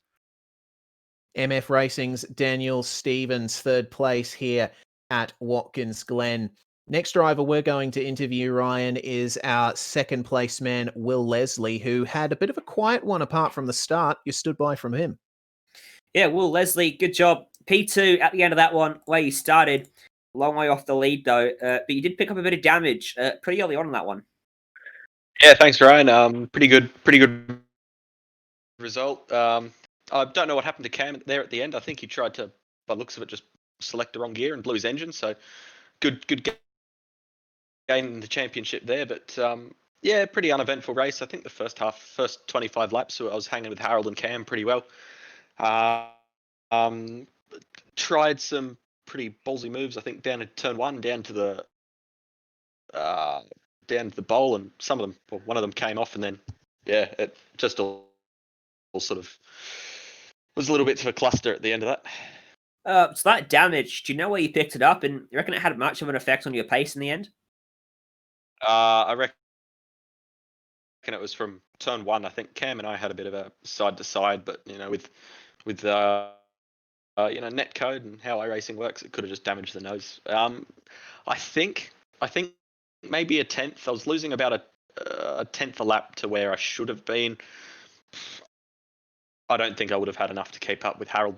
He was in another postcode tonight, but maybe just enough to hang on with Cam. I know he was sort of around my pace in practice. Hey, you finished ahead of Cam anyway, so there you go. Who do you want to thank for helping you get it done today? Hey, first one, big shout out to you guys. Put on a terrific broadcast each week. I go back and watch it, and it's like looking at yourself in the mirror, I guess. I like to watch the broadcast. It's terrific. I want to thank Mike and the whole Majors crew, especially big shout out to the Majors Garage. That's a new initiative launched by them to distribute setups. So go check that out, guys. And of course, a big shout out to our fabulous painter Ray. We had some pretty cool looking cars, the kinetic cars this week, and big shout out to him. He puts in a lot of work and is a bit of an unsung hero of the team. And I hope you guys enjoy the paints. They're terrific. For sure. There were some excellent paints all throughout that field, and the kinetic cars, as usual, shone up looking real schmick. That was Will Leslie, second place. Final driver interview of the night is going to be our race winner, Harold Stadler. G'day, Harold. Congratulations on the victory. My goodness, it was some incredible pace from you in the second half. Qualifying didn't quite go your way, but it seems like the race car was really good. Hello, and thanks for the congrats. Actually, I was only 5 thousandths behind Cam with the quali. I don't know why I was third on the grid, but anyway, it looks like I didn't care. So the race was pretty good, and I had a pretty fast phase in the race where I could pull away from everyone, and that was more or less the key of the race. So how much effort went into preparing these Fitzstye cars for this race? Because we know the Kinetic team are a real big powerhouse. They put in a huge amount of effort every single round and usually come out with the best setups in the series. But it looked like you and Cam really had an edge in the Lotus 49 here. Yeah, this time we prepared much. We put much more time into preparation than usual, because that was we already thought that this round will be a good round for us for some reason. I mean, I'm pretty good in the Lotus 49 normally. I drive it to seldom. Sorry, my English is lost currently. That's okay, Harold. I drive it not enough during seasons or some, so I only drove it this year. But anyway, the race pace was pretty good, and we focused, at least I focused, on race pace only. The qualifying was kind of a goodie this time, so that's a bit surprising that it went so well. But yeah, Yes, it's about one week or a bit over a week of work this time we put in the setup.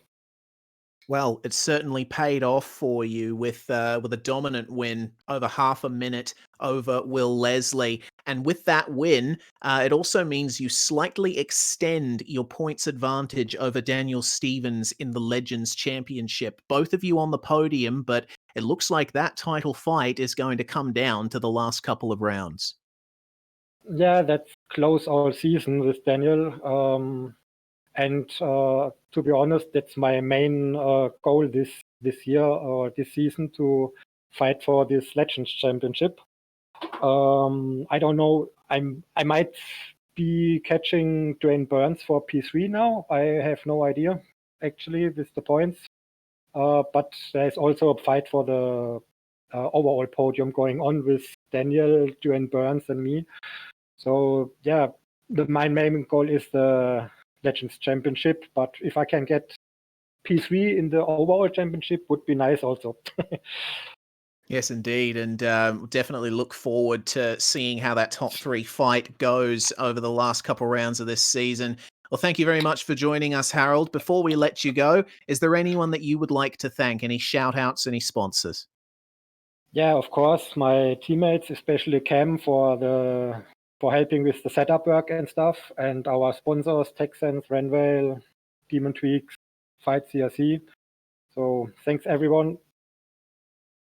And thank you, Harold Stadler, winner of the 1968 US Grand Prix at Watkins Glen, round 12 of the International Division of the Majors Series. Well, that brings to an end proceedings for tonight, Ryan. Next up, we go to Bathurst, the 500 in the Australian touring cars. I'm looking forward to that one. This race was a bit of an endurance one, but we really go into endurance mode when we go to Mount Panorama.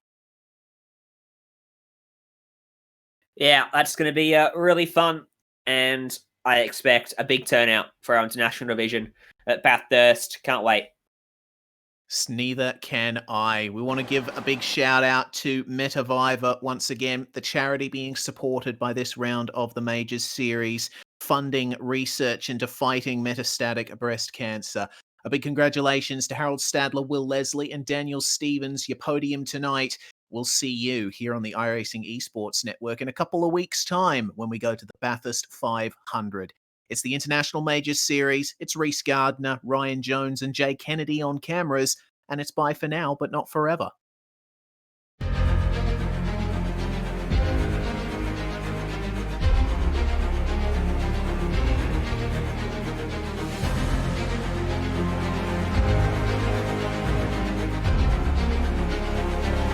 This is fantastic.